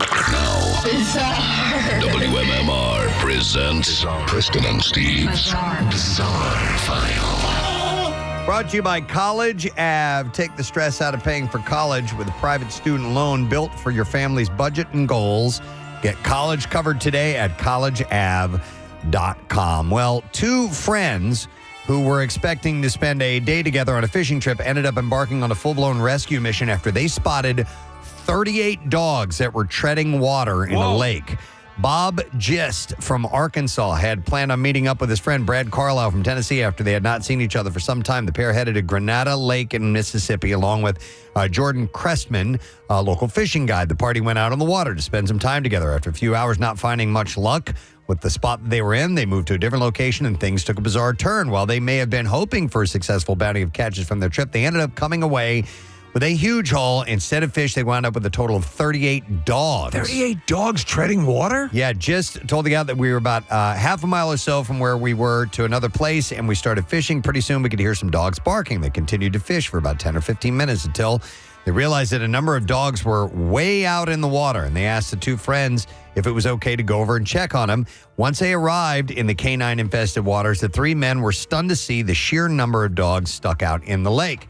One of them said it's dogs everywhere. They were all going in different directions because they can no longer see the bank or on either side. They were all hunting dogs, and we can clearly see that because they had expensive GPS radio collars on them. So the group later learned that the hounds were part of an annual fox run that was taking place nearby. And Cressman explained that he had spotted a deer. They had spotted a deer in the water, and that appeared to attract the dogs into the lake, and they were chasing. So they just went running full and then got stranded. And they got stranded. The three men, without hesitation, immediately took action and fished them out of the water by grabbing their collars and calling them, encouraging them onto their vessel. They grabbed as many as they could until the boat was swarmed with dogs, but they soon became overwhelmed. They had to deposit the first round of hounds to the bank. And then they Cressman managed to grab 25 to 27 dogs at first. Once they reached the bank, their owners were there in a panic. After they went to grab the remaining dogs, another man on the land had said he had a GPS tracker for the dogs and asked to join their rescue team. The tracker was able to locate around 3 or 4 more dogs, and they said that they were on the verge of drowning because they had been treading water for an hour or more. What if they had seen a catfish? Oh, my God. Could you imagine? They would have gone under. So pandemonium. Pretty wild story with a happy ending. Mostly every woman wants to look hot on their big day, but this bride's dream went up in flames. Rather than throwing rice, attendees at a springtime marriage ceremony were forced to throw buckets of water at the happy couple after the newlywed's gown was set on fire. No. Is that a tradition? An L.A. wedding artist and content creator, Bailey, had posted it on TikTok, amassing over 500,000 views from the spectators. The clip featured visuals of the just married pair walking up the aisle, decorated with lit candles as loved ones applauded their union, and a fierce flame suddenly sparked, momentarily engulfing the bride and groom as well as well-wishers. But the content creator said, I was recording for content to go with the painting time-lapse when this happened, and I actually dropped my phone and ran to get a bucket of water. Apparently, everybody was okay. Fan the flame slowly. It'll look nice for the video. A man was arrested several times for sexual encounters, a man who was arrested several times for sexual encounters with horses was arrested on Wednesday for bestiality. Cirillo Castillo was arrested, and according to authorities, the victims, who lived in a rural area between San Juan and Alamo, noticed that someone was leaving wooden benches and chairs in their horse stalls. Having sex with a horse. They then installed a surveillance camera to monitor the situation, and because they had a pregnant mare that was scheduled to give birth, Somebody's going to be a daddy. Yeah. In late March, one of the victims... This is my son. Was he likes sugar cubes. Yeah. In late March. How old are you? One of the victims was looking at the surveillance camera, and they noticed someone laying on the floor of one of the stalls. The victim then went to the stall and saw an individual standing on a chair towards the rear of the pregnant horse and began fumbling with his pants before fleeing. I wasn't doing anything. Authorities said that the suspect was riding side saddle. Was wearing a mask, but through an investigation, they were able to identify him. Castillo pleaded guilty, by the way. In 2014, the former sheriff, Lupe Trevino, had said Castillo would continue. He said he is going to do this again. Yeah, once you have, horse, you never go back, man. Once you have horse, you never go for morse. The people there in the neighborhood are just sick and tired of it, and we need to do something about it. In 2015, he was arrested after being accused of trying to have sex with a horse again. This time, he sustained a leg injury after being kicked by the horse. Well, of course. That's foreplay. He'd told authorities that he was hit by a car and crawled into the barn for shelter. So, maybe he's started having sex with cars. He has obviously been busted again. To me, it's just mind-boggling. But this is the second story you've had in a month. Yep. Somebody banging a horse. Horses. And one more story. In the UK, 4 men have been arrested after they were caught breaking into Prime Minister Rishi Sunak's mansion and taking a dump in his garden. One of the activists, those rituals, wearing a T-shirt that read "Eat S Rishi," was caught on video taking a hearty Stanley steamer in the lake on their property. The 4 men claim membership to a group that call themselves a youth resistance campaign fighting for an end to genocide. They're seeking a 2-way arms embargo on Israel and for the incoming UK government to revoke all new oil and gas licenses granted since 2021. And they figured this would be a way to convince them. Well, they figured, yes, nothing communicates those goals better than taking a dump in a duck pond. But apparently that's what they did. By the way, has the Great Sen dump-in taken place? It did. I did not see it. It already came and passed, right. Steve, but I didn't see how it came off as far as how well they did it, but they were all going to take a crap in the Seine. So, all right, and there you go. That's what I have in the bizarre file for you. If you guys don't mind, I'm going to do a workout. I'm going to do some reps with the cheesesteaks that Tony and Nick's brought in. Oh, my God. Did you pick one of those up? I got with the second half of your egg sandwich because they're so damn big. Yeah. Yeah. Yeah, I didn't even finish my whole half of it. They're gigantic. And they brought in some gift cards to give away. Tony and Nick's, you can find them. Hang on, I have the location here at Front in Oregon. Okay. We'll take caller number 16 at 215-263-WMMR, and we'll set you up with a $50 gift card, obviously in South Philly. Stop by before any game or concert. You can get 10% off your entire order by showing your ticket, and you will not leave hungry. Trust me on that. Enormous sandwiches. All right, we'll take that caller. We'll also take a break. We will come back in a moment or two, a little bit later on. Actor Kurtwood Smith joining us. Johnny Brennan, all the Jerky Boys. That's right. Will be on the show, too. We'll be right back. Musician. Oh, my God. I should know this, right? Okay, all right, okay. Everyone here is smiling because, once you know, okay. Yeah. Do we play your music on MMR? Yes. Wow. Do you play drums? Yes. Wow. And we're friends. We're considered friends. We're friends. This person's going to kill me. Are you black? Yes. And I still don't know who it is. What a waste of a question. Well, I'm trying to,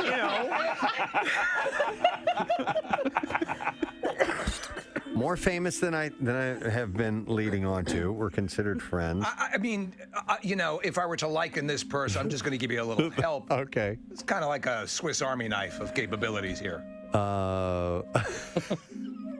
This person's going to kill me. I thought you'd be better at this, Preston. Dude, I suck at this.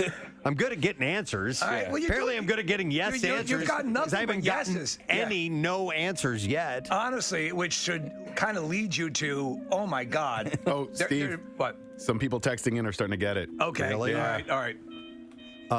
Well, it's not Questlove because we're not friends. Yeah, that's true. And The guess. I mean, another question. I got. Yeah, but what's going to help narrow it down? That's the thing that I'm trying to. Maybe other capabilities, other talents. Okay. Yeah, but what? Do you like to eat? Yes. All right. Do you cook? I mean, like, would people know you for your cooking? Yes. Really? Jesus, none of this is helping me. Why are you don't know the wasting- cooking drummer? I mean, honestly, The cooking I journalist thought drummer. by this time. I know. But keep going. The island cooking journalist drummer. How could you? I mean, come on. Black How can I journalist not? drummer. How can I not get it? Yes. You know, you are on the film board. I'm going to help you with that. Oh my God, you're right. Okay, I am on the film board. You're an actor as well? Are you an actor? Yes. Oh, okay. Philadelphia actor, black drummer. You have 3 questions left, Russ. Really? Yeah. I'll give you another hint. It's the person who texted in Black Tommy Lee. That's wrong. It's not Black Tommy. Oh, that helps Yeah. a lot. Acting. Dude, I'm drawing a blank. Are you giving up? No. Ask a few more. Okay. Maybe some projects or styles of acting roles, movies. You guys are just trying to give this away, aren't you? Well, I mean, I not know helping me. he's dying because I know Preston knows it, but he just go ahead. Acting roles. Do you do? Are you mainly known for comedy acting? Yes. Really? It didn't help.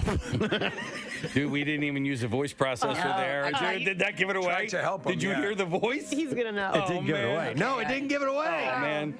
Don't use the voice processor. Do you have a new movie coming out soon? Yes. Last question, Preston. Oh man, you got it. Man, I don't know. Come on, Preston. This is terrible. Is everybody getting it right on the text? Yeah.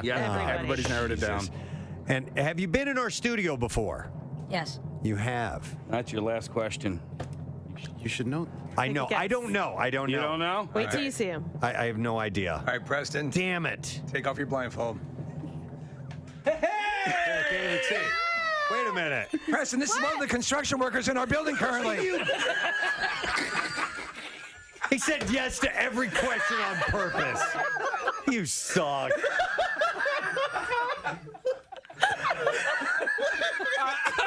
I don't even know. What is your name? What's your name? Chino. Chino was good enough to do this. Oh my God. We had a whole bunch of stuff planned and it fell through. And at the last minute, Chino was good enough to agree to come over and be your guest. Was the actual answer yes to any of those questions? From the islands, right? Yeah, I'm Nicaragua. Where are you from? Nicaragua? These guys are doing great work in the building here. I'm beating myself up. You guys are saying, oh, you ought to know. I mean, for crying out loud. He's a friend of mine. Nick's like, everybody's getting it. Black from Preston, Ireland. how many black drummer, actor, comedian, musician, journalist friends are there? Oh, my God. Good job. By the way, And then I take, and you a-hole. Okay, so you know, and here's the deal, man. What's your name again? Chino. Chino. Yeah. So Chino, I never remember anybody's name. Right. So when I took my blindfold off and I saw you, I felt horrible because I didn't remember who you were. Hey, Chino.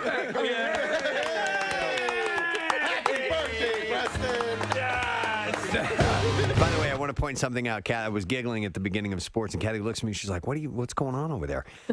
Ever since we got back from vacation, we do our sports intro is live. All those sound effects, it's not pre-recorded. It's Steve hitting buttons. We're Casey's artists. hitting buttons.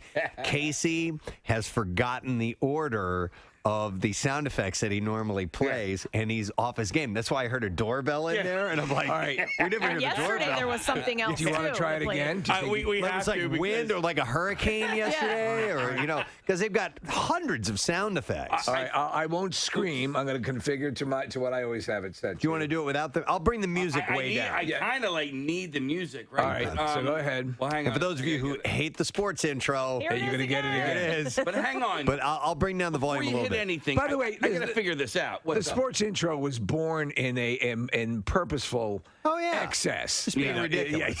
Of course. Yeah. You guys remember why it started, right? It's because we were so excited when the Eagles finally made it to the Super Bowl. This was at Y100 that Kathy was doing news, and we couldn't wait for her to get to sports. Nope. Okay. Don't remember that at all. Yeah, and so the anticipation was it was exploded in sound effects. Okay. All right, hang on Let a me know when you're ready. I just don't know. The problem is I don't know what my second. Like I know. Don't think about it. Just do it. Get in the zone. Auto zone. Nick and I were actually just talking the other day about how occasionally we'll call into the conference call and we've been entering the same code to get into our conference call for however many years now, and like occasionally we'll be like, what you have, it just your mind just goes blank and you're like, what is that? Every once in a while you sort of retrain yourself to forget it, and then you have to. That's why obviously jotting things down now and then is a good idea. But you think you have a case? Maybe. Do you know what you usually lead with? I know what I lead with. So let's start. In the last couple of days, I was hitting the wrong button. I was hitting 14 instead of 23. All right, you good to go? So I know I got 23 starts it all, bro. Kathy, give us the kickoff. Okay, and in sports this morning. He has to scream, too. I'll bring the music way down. Ball sacks are yummy. Ball sacks are yummy.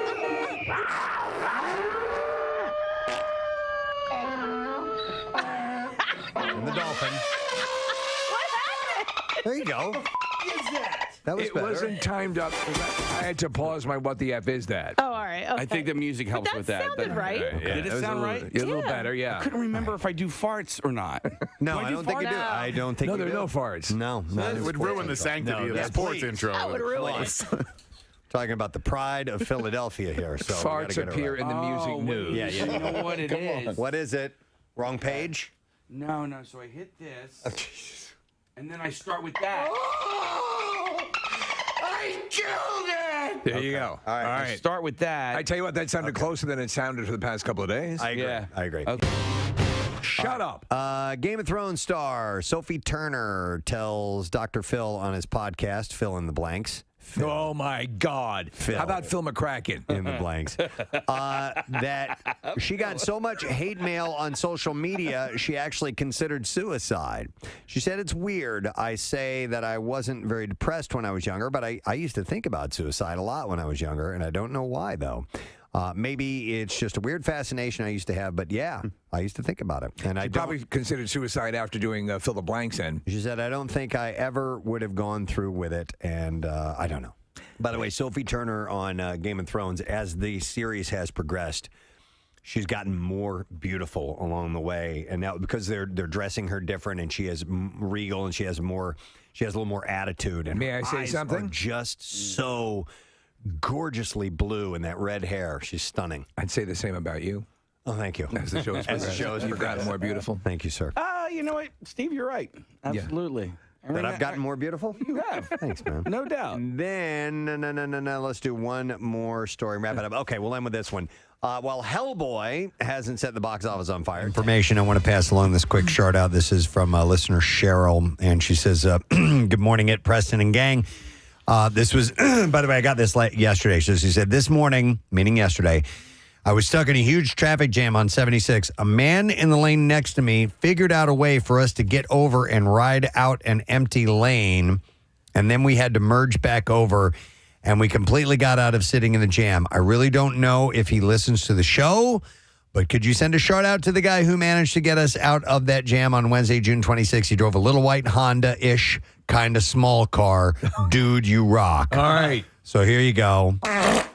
And were they riding on the shoulder, essentially? Was that what it is? I was hesitant to even mention it because if that's the case, that's not cool. Not cool. But that isn't a mystery lane. That's the shoulder. You Yeah, shouldn't be so- doing that unless. Well, listen. he interceded to her benefit. But she says, P.S. I love the show so much. The podcast keep me in the loop. Okay. There you go. Okay, so we now go to our information desk of WMMR. Marissa Magnata has got an update on the Dorney Park. Yes, now let's. This just in. Preston has the final list. No, that's coming. That's Jersey Shore 64. What is this? This is Dorney Park. Dale at Dorney. We've had an issue, and so for the voting, What is with the issue? To enter the for the prize, Marissa. Steve, I wish I could tell you what the issue is. I don't know, but I have made a backup plan for everybody out there trying to put in the word for Dorney Park. I have made a separate page. It is called. Gotta pull it up. Preston and Steve's Day for Dorney, Thursday, 627 contest. It is a brand new page with the link on it. The other page has the new link. If you're refreshing and you're not seeing it, I am so sorry. I appreciate all the refreshes. It doesn't matter. I have put this page everywhere. It is on PrestonandSteve.com. It is on the front page of WMMR.com. If you text Dorney to 39333 right now, you will get a link to it. We are making it so easy. I'm going to put it on Twitter. I'm going to put it on Preston and Steve's Facebook page, Instagram. I'm going to fire up our MySpace, our Friendster, everywhere that you can get this link. We want to make this easy for you guys. We apologize for these issues. We want Are you to win these creating a tickets. new page every day? No, Oh, but all right, today okay. and yesterday I am, just as a backup, because we were having some issues. This is crazy, but thank God. Listen, you've overcorrected, which is great. So no one can say they don't have a shot at winning these Dorney passes. We're on it, folks. We're a digital company. That's Our it. focus is on We know digital. what we're doing. That's what we do. We just put a ticket in. It'll take 6 months, but Marissa, fortunately, can make it work. I'm over here doing my best. You're doing your I ain't Beasley ripping best. on you. No, you're saving it. Yeah, that's what she's saying. Her Beasley best she's doing. Oh, I got it. I tried to missed just it. cut it down a little bit. Thank you. All right, so Twitter, Facebook, Instagram. There you go. PrestonandSteve.com, WMMR.com. Preston and Steve, follow us if you don't already. you said MySpace. I thought you said my face. And on my face. I wrote it on my written on face. my All over forehead. Kathy's face. It's actually written on my forehead, the whole, all the instructions. Kathy, let's go get it spray tanned all over us. All right, like well, the little stickers. we're moving on because the Jersey Shore 64. Very exciting. We've got the next round of winners to announce. We are now down to the fishy Final Four. The fishy Final Four? Or the fishy four. Fishy 4 is better. All right, the fishy four. So we thank you to all those who voted, but we only have one more or two more rounds to go because we'll get down to the final two that match off for the championship, and then a live broadcast from Pierre Robert at whatever location it happens to be. Now, I haven't even looked at these yet. No, they've been sealed in a Hellman's mayonnaise jar. I just glanced. Ladies and gentlemen, there's a big upset. A big upset. All right, we'll start with this, though. This first matchup was Maurice Piers against Uncle Bill's. It's tough. What would you predict? Anyone? I'm going to predict Uncle Bill's because the chains keep doing so well in It's this true contest. because of exposure and as they say in porn, penetration. No, and although Maurice Pierce is so huge, Uncle Bill's is the chain. Here's my thought process on it. Uncle Bill's for me is an every time I go to the beach type of thing. Maury's is more of a special occasion. It's not every time. It's at least once or twice a summer, and I love it. But I vote Uncle Bill's. You think Uncle Bill's won, and you do too, Steve, and you do too, Kathy? I actually thought Maury's won. Yeah. Oh, so you're picking I'm Maury's. picking Maury's, yeah. And Casey already saw it. I already saw it, but I know what I voted for, and I voted for Maury's. All right, against Maurice Pierce, Uncle Bill's. Maurice Pierce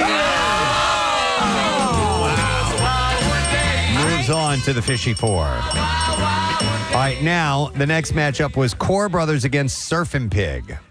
Which way do you think it would go? I don't know Surf and Pig, so I know you guys love it, but I don't know that. So I'm going to go Coors again because it's a chain. Core Brothers. All right, Steve, which way do you think it'll fall? So, judging by what you guys say, I'm going to guess Core Brothers. All right, Nick, what do you think? Core Brothers. And you guys are right. Core Brothers beat out Surfing Pig. So they move on. They move on to the Fishy Final. Yeah, actually, I'll be at Surfing Pig tomorrow. We're shooting a commercial there. Oh, what is it? It's a restaurant and bar that's right on the bay. It's got great seats that are right on the water. Okay. It's got a really cute, fun decor about it. Fishing gear and stuff all over the place. Fish stuff. And it's the food's good. That's really the good. bottom line. It's Hell of a breakfast, good right? food, yeah, and great cocktails and a really cool spot. And they're the ones that do that scavenger hunt. Yes, exactly.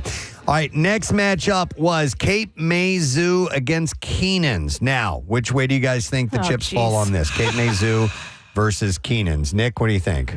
Keenan's is such a juggernaut. I'm going to vote Keenan's. All right, and Kathy? I just want to see Pierre put on a show at Keenan's. All right, and Steve, which way do you think the voting falls? I think Keenan's. Okay, Casey, you already saw this? I've seen it. Cape May Zoo beat out Keenan's Irish Pub. That's the big upset I was referencing. So People love that little zoo, though. yeah, it's great. I've never been. It's free. Yeah. And when you're down the shore and you've paid a lot of money to stay down there, you want free things to do, especially things that'll entertain the kids. And Cape May Zoo is fantastic. So How big is it? Would you like is it? It's not Elmwood Park big, is it? Yeah. yeah, Is it? it's about okay. that size. Yeah. Oh, all right. I didn't It's realize. not like Philadelphia Zoo size, right, but yeah. Speaking of Elmwood, maybe we can talk about it later, but did you see they had like a new grand opening? They revealed I was all waiting of the for this. updates that they did. They opened them all up? They expanded. Yeah. Do they got tigers? We'll talk about it later. All right, so Cape May Zoo moves on. Sorry, Keenan's, but we already do a big live broadcast there anyhow. Yeah. And they have no animals except for us. The last matchup was between Cape May Lighthouse and Pirate Island Mini Golf. So, Steve, what would you say, instinct-wise? What do you think wins? Well, judging by what you guys have said and owing to what we've learned up to now, I'm going to say the Lighthouse. All right, what about you, Kath? Oh, man. I'm going to go with the mini golf. All right, and Nick, what about you? I say Lighthouse. All right, and the winner between Cape May Lighthouse and Pirate Island Mini Golf in our final matchup, moving on to the Fishy Final Four. Cape May Lighthouse. I was just there. So here are the I was just there. I rode my bike there. All right, so here are the matchups for the four. It'll be Maury's Piers against Core Brothers and Cape May Zoo against Cape May Lighthouse. So you have two very similar things, at least in where their placement is. Wow. And this is going to be wild. As Casey has pointed out, Cape May Zoo is not actually in Cape May. It's in Cape May County, or Cape May Courthouse. I'm thinking of more like a landmarkish kind of thing. Yeah, agreed. Yeah, so those are both like that. So either way, all four of these could be very interesting for Pierre. At the lighthouse, he's going to have this awesome view. He's going to have to climb those stairs. It's a long walk. He's in shape.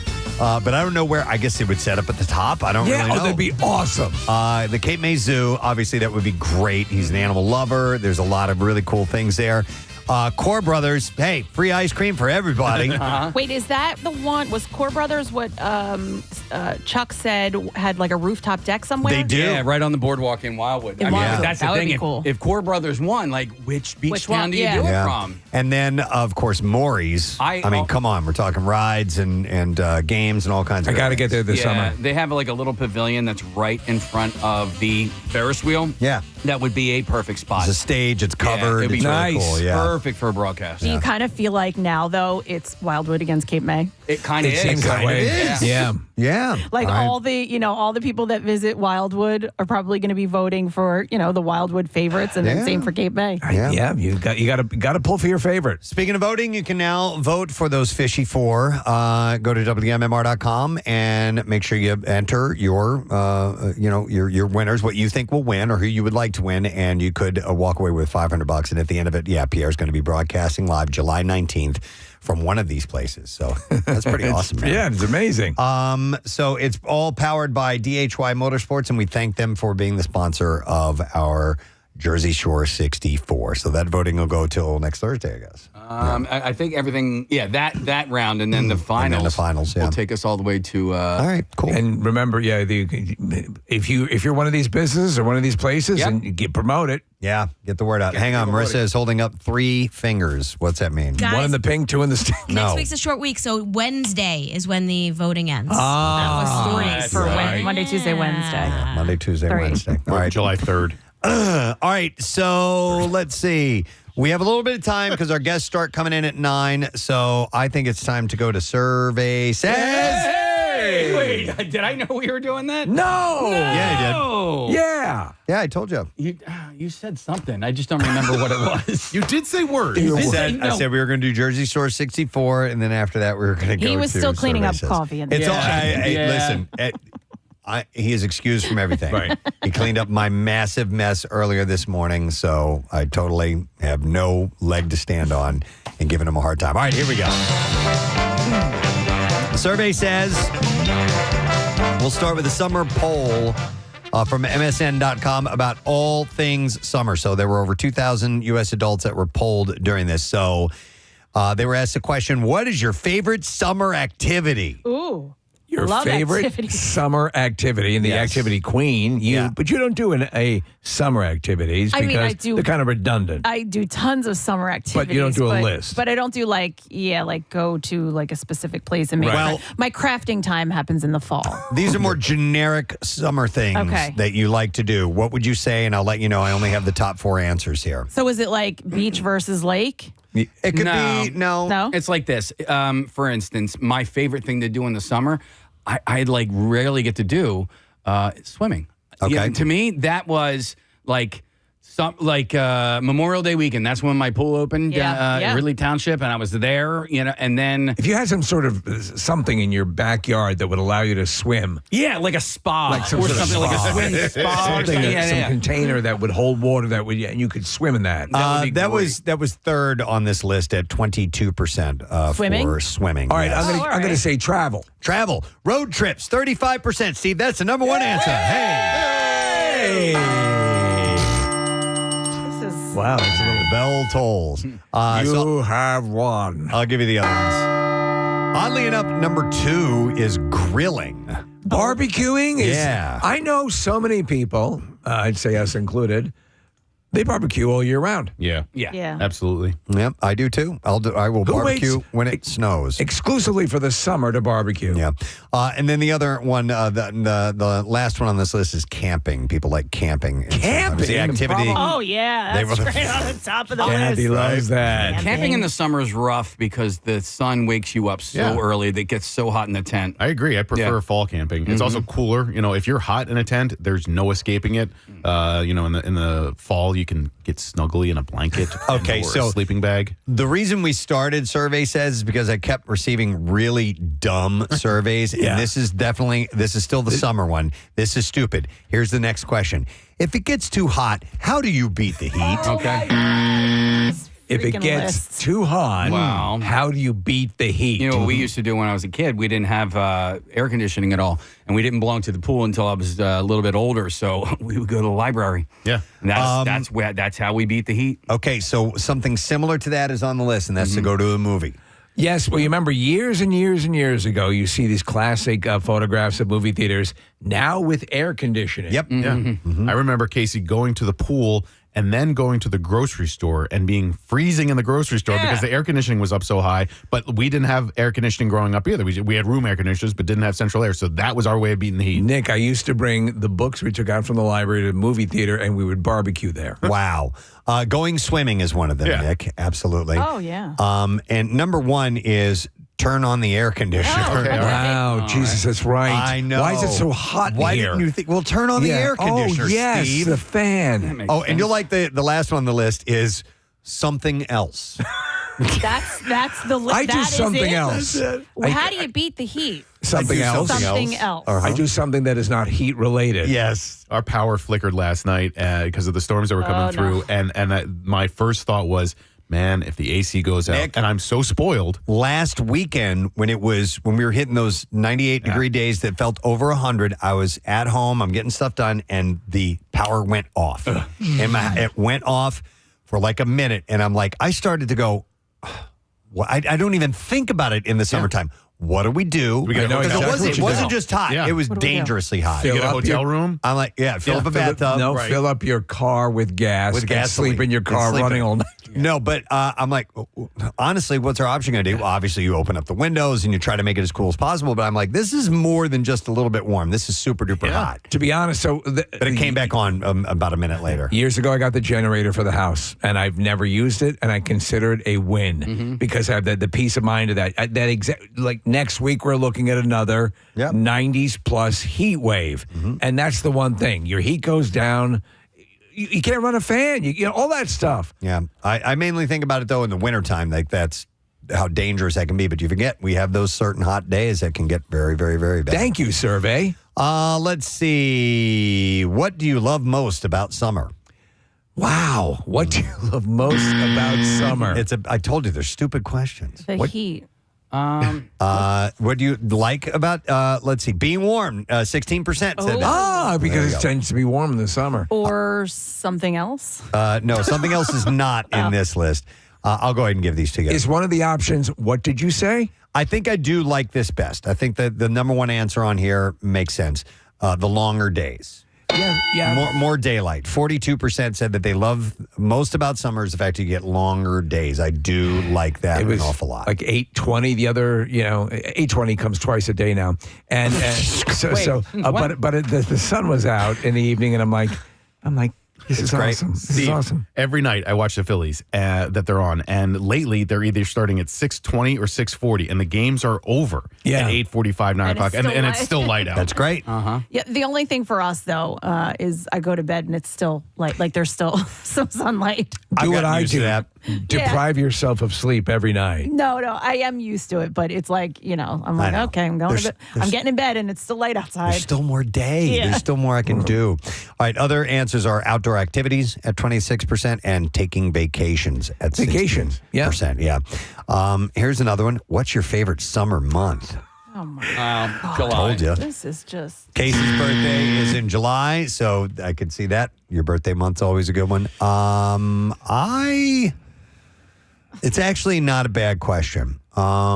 Is September a summer month? Because September is the number one answer on here, and I was about to say that I would agree with that. Same. September, especially towards the beginning, it is just wonderful weather. Usually. But I don't view September as Neither do summer. I. You're That thinking is the June, July, August. Yeah, the kids go back to school. Right. It's fall, even though it's still What summer. about the last week of May? No, that's spring. Yeah. Right. Yep. All right, and then the last thing on this list, there's one that says, what do you like grilling most? We're not going to. What is the worst thing about summer? The worst thing about summer? Heat waves. The heat. Yeah, it says the heat. Yeah. I thought people liked that the most. It's so complex. It's complicated. I'm actually thinking, I'm like, well, what is the worst? These are. Is there? These are insightful heat stroke questions.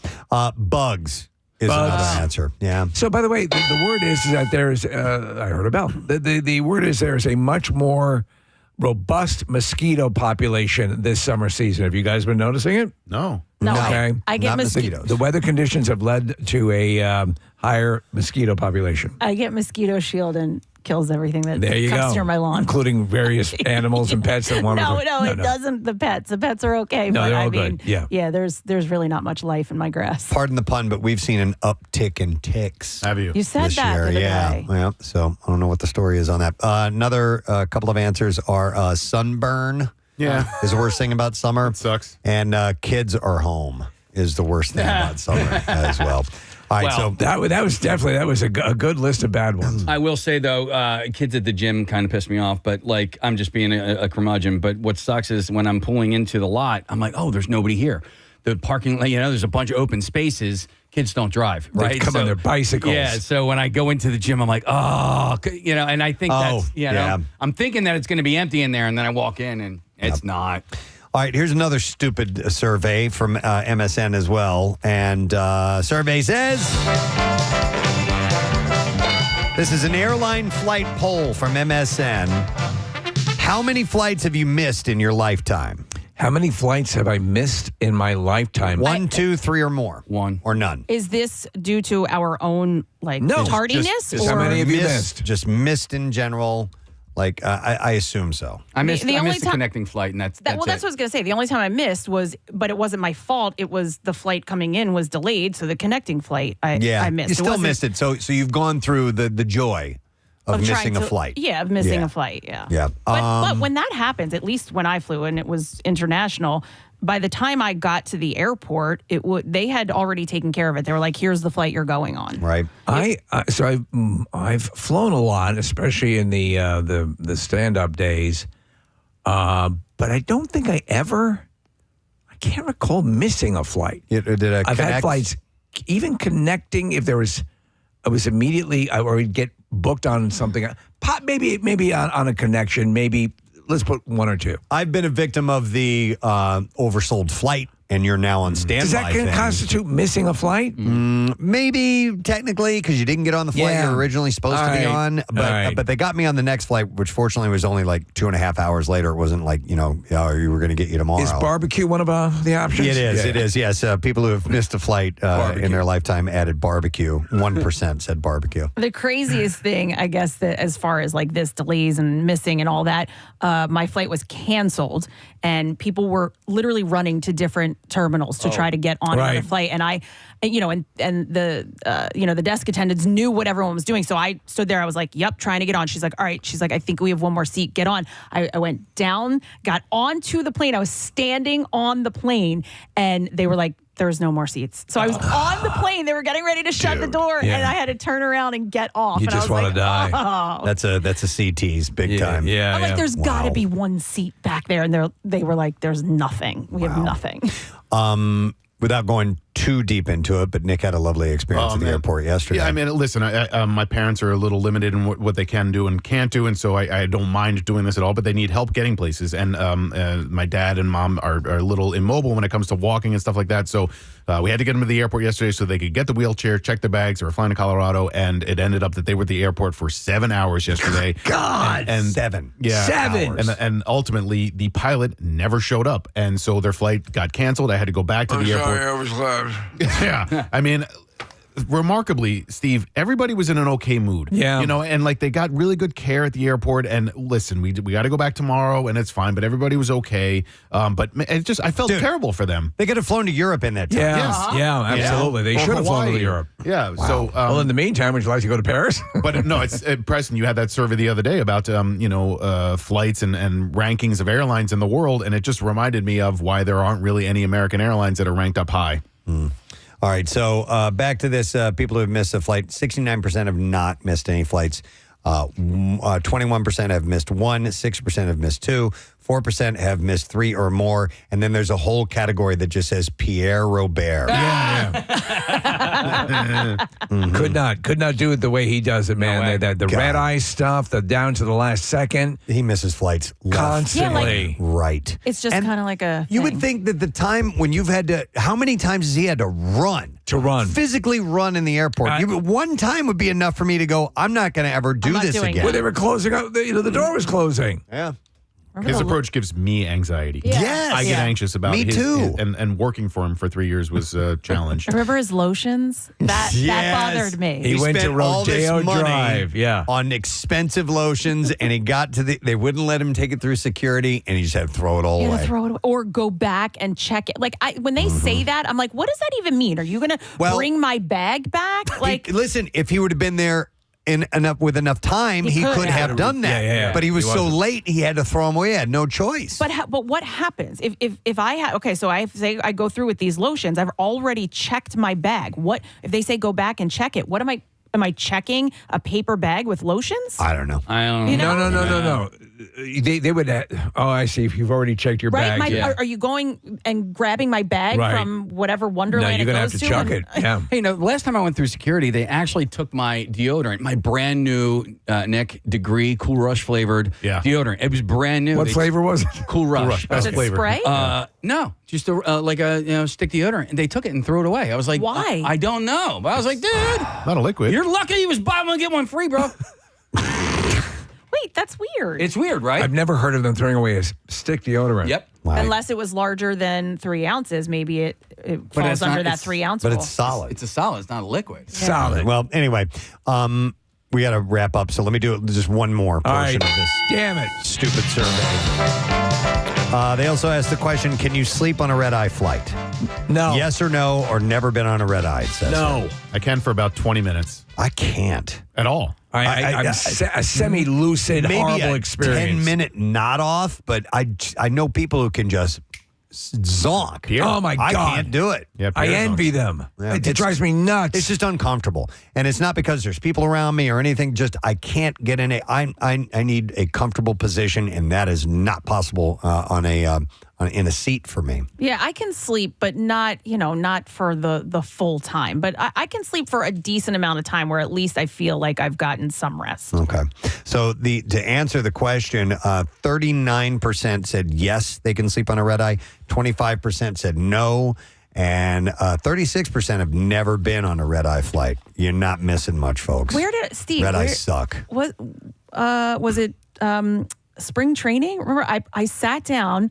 I feel like you commented. I put the neck pillow on, I put the eye mask on, and I was on an aisle seat. And I was like, oh, I'll just snooze. And I remember waking up and we were like landing. I'm like, I hope these poor people didn't have to go to the bathroom because I was like out like a light. You were out the entire time. I was out the entire time. May not have been me, but yeah, God bless you. You could do that. You're doing shots before you get on the plane, though, right? No, I wasn't. Are there any flights to Europe that aren't red eyes? Most are, right? They usually leave in the evening. Yeah, I'm not sure. And because when we went to London and broadcast from there, that was a red eye.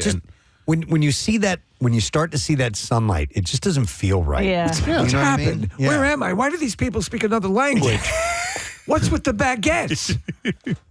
No, it is hard, It's and weird. that's why I always recommend, at least at some level, if you're going to, try to get as comfortable as you can. If you're going on a trip you've waited a long time to go on, try to save up for a first class or business class.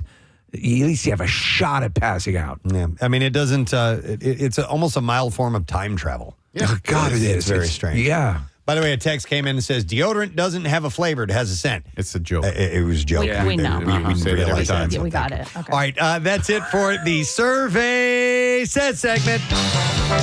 Thank you, friend. Some good dumb ones this time. Yeah, some really good dumb ones. I try to pick out the most stupid surveys I can find. As we take a break, I would like to give away something awesome and tasty. Yeah. And it is from our friends at Tony and Nick's Steaks, who dropped off breakfast sandwiches and huge, gigantic cheesesteaks and roast pork sandwiches. Some of their deodorant Preston. What flavor was it? Cool Rush. All right, so we'll take caller number 18 at 215-263-WMMR. You get a $50 gift card. And if you need to cater your party or event, call Tony and Nick's Steaks. They can cater a party of any size and offer a wide variety of options, way more than just cheesesteaks and roast pork. Choose from meatballs, chicken marsala, baked ziti, and a bunch more. So let's get you on board. We're going to take a break. When we get back, we'll start our guest, Johnny Brennan of the Jerky Boys, will be joining us. He's got a show in town, and actor Kurtwood Smith will be on that show as well. We'll be right back.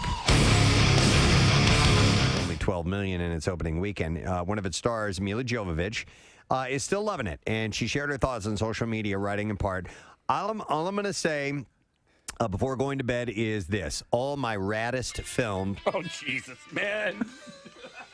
Why is it happening? Why is it happening? The hell is that? Is that Hydra? I don't know. I unlocked my phone. And what was it? It was Ghosts of the Forest, Trey Anastasio's new band. All right, well, that's cool. Yeah, I didn't hit play. It's a freaking Face ID, okay? So you just looked at it? I don't know if I swiped up, but it just started playing music. Preston, I was more interested in what you were saying. So, according to a new survey presented by the Water Quality and Health Council, 51% of Americans reported using a swimming pool as a communal bathtub, using the pool as an alternative to showering or rinsing off after engaging in exercise or yard work or whatever it may be. Even though 64% of Americans know that pool chemicals don't eliminate the need to shower, people continue to do it anyway. By the way, the survey comes as experts from the council, the U.S. Centers for Disease Control and Prevention, and, which I didn't know existed, the Pool and Hot Tub Alliance. Oh, that's great. That's what Darth Vader faces off in the second movie. Work to educate the public on healthy and safe swimming. We shall crush the Pool Alliance. Yes, my name is Mortimer Sanchez, and I'm with the Pool Alliance. And we think you're a bad leader. The survey also revealed. I don't care.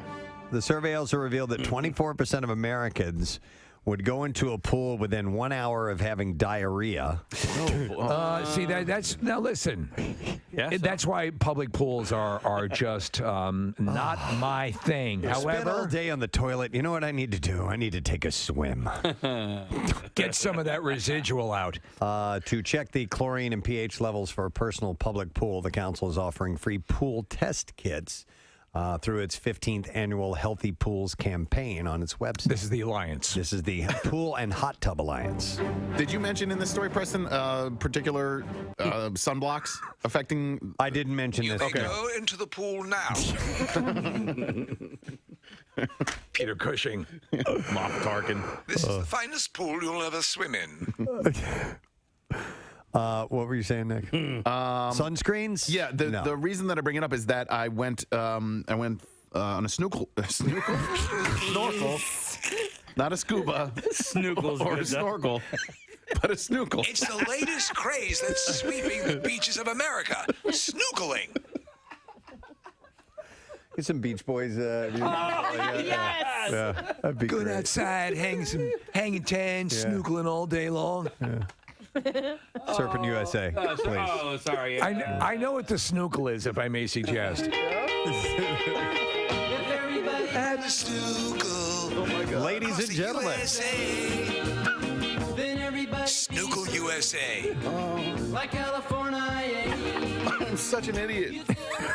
All right, anyhow. Snorkeling. Oh, yeah. I went snorkeling, and you weren't allowed to wear. Feel of a snookle at dawn. You weren't allowed to wear the sunblock that you brought. You had to use the sunblock that they provided for you, and it's because the sunblock that most people wear is pretty damaging to the reef. And I was wondering if it would be damaging at all to like a pool filter or to the saltwater. These are all good treatment or questions. whatever, Because some of the chemicals are pretty arch and can have that effect. Yeah, and I've been snorkeling many times in my life, but this is the first time ever on a snorkel trip where I had to do this, and you weren't allowed to wear what you had, what So you brought. They provided. They the provided it Do you for you, remember yeah. what it was? What type it was? I don't. It was like an industrial vat of It was called Reef Killer. Yeah.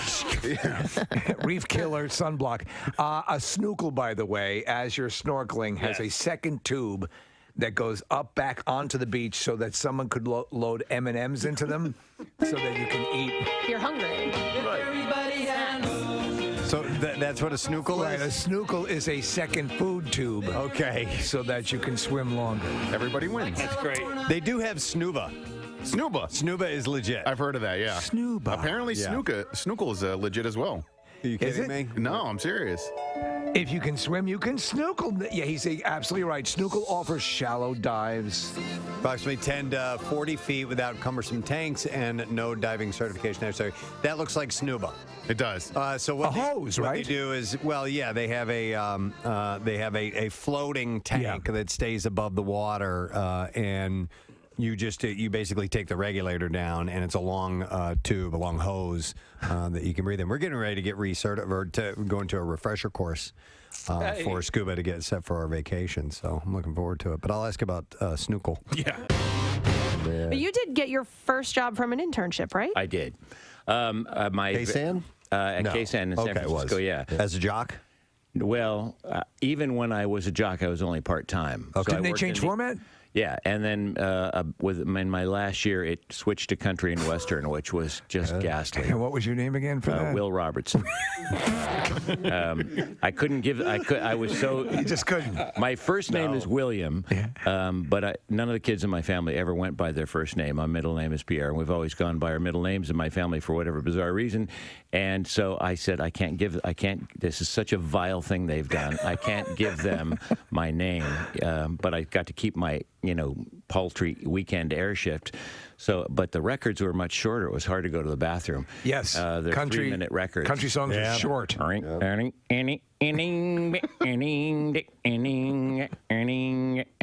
And divorces and cheating and trains and drinking and prison. Trains.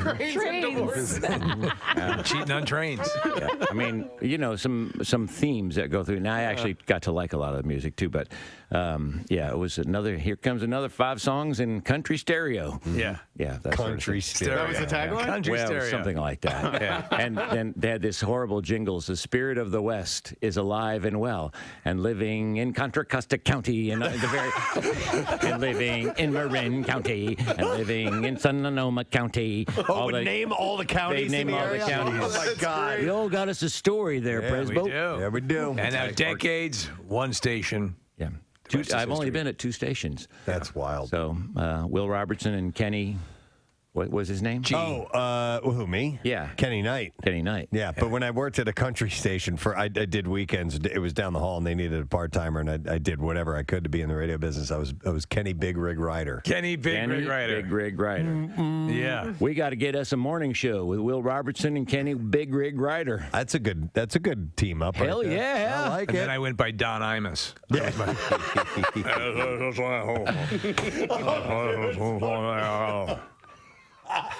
Fridays like this, so I begin the weekend long He knows that kills me when he does that. Oh my God! Absolutely. Is he still kills even me. on? He retired. Okay. He retired. He's a legend, bona fide legend, but towards the end there, it's just was crazy. total unintelligible. It's Amish in the morning. I got a movie work coming a little later on. We're in Billy's Hall Harg. Who's wore those cowboy hats too when I see him on Yes. TV? I mean, With the headphones. Cowboy hat? He did? Yeah, on the side. No, they hung underneath. Were they under? Yeah. Okay. Yeah. That's a good look. Action News says when they arrived, they saw 2 officers from the 24th District attempting to arrest an unruly teenager. While that was happening, another person showed up and tried to antagonize the person being arrested. That person was told several times by police to back up, but instead they pulled out a cell phone and got in between the officers to yell at the guy being arrested. After a supervisor arrived on the scene and tried to get the person to step away, the man tried to provoke officers into a fight. That's what you were talking about. I was Casey, just before telling we you came guys. on, yeah. This guy is such an a-hole. He's yelling at the cops. Don't touch me. Don't touch me. But he's getting as close to them as possible. The cops aren't touching him at all. Yeah. And he is the one that's walking towards them. He's the aggressor. Oh, my. Yeah. And he got arrested, and yeah? and he's in the middle of the street, and the cops are saying, you got to get out of the street. He's like, no, I don't. Like, yes, you do. Yes, you do. You're in the middle of the street, you effing a-hole. Well, technically, that's jaywalking, so you can be cited right there for that. Well, he got arrested for being an idiot anyway. He did, yeah. So then he used profanity to tell a supervisor showed up on the scene as well. They called for backup, and he told the supervisor that he was really ugly. Yeah. You're really ugly. You're just ugly. If you don't watch He out, says- I'm going to grab your wrist. So he says, "Who you wife? Damn." You guys are so mean. Whatever. He's going to squeeze it really hard, though. I'm moving on. Okay, move on. Who you wife? Damn. I need to focus on All this right, focus. because She's I a don't know if this, newswoman. I don't know if this is English. And we're distracting her. sorry. All right. Who you wife? Damn. I forgot he ain't got one. Damn, he said. That was well performed. Okay, Who thank you wife? Who you wife? Damn. Damn. Don't Yeah. forget the damn. Yeah. Damn. Yeah. Who you wife? So Damn. Philadelphia Police Chief Inspector Scott. Excuse me, who you wife? Damn. Damn. You ain't got no wife? Damn. That's a different way. John Houseman performed. Yes. You wife? Damn. You ain't got no wife. Damn. Well done. Well done. You know what? It's was like very I well was done. there. Exactly. It's like I was there on the scene. The Harry Potter film franchise is indelibly linked to Alan Rickman. Yes. And his portrayal of Professor Severus Snape. But Rickman wasn't as enamored with the role as fans were and still are, a new trove of letters reveals. I think it sucks a bag of beans. Mr. Potter, this role sucks a big bag of Harry D. If he didn't like it or had issues with it, it certainly didn't show up on screen. He was excellent, and to his emotional spoiler alert ending in the series. Yeah. He was a critical part of it. Yep. Many of you are surely wondering why I have summoned you at this hour. His deliveries. So good. It's come to my attention that earlier this evening, Harry Potter was sighted in Hogsmeade. Now, Should anyone, student or staff, attempt to aid Mr. Potter, I just love the way he drags out those words, man. they will be punished in a manner consistent with the severity of their transgression. Furthermore, any person found to have knowledge of these events who fails to come forward will be treated as equal. All right, thank you. Kath, I'm going to do a little setup here for our next guest. I'm going to play some audio because for some people, you can just say the Jerky Boys. Yeah. And immediately you go, oh, yeah. That'd be me. Absolutely. Yeah. I remember getting the tapes and, friends recorded them for me and you listened to them and then eventually some CDs came out and then a movie came out, all this stuff. But some people may not have been in on that whole thing. So I want to play for you, as you have said, Steve, what viral was before viral existed. Yeah. These were things that got handed around to friends, and I'll play a couple of these clips from the Jerky Boy tapes from back in the day, and then we'll welcome our guest. Yeah. Can I help you? Yeah, how you doing? Who's in charge over there?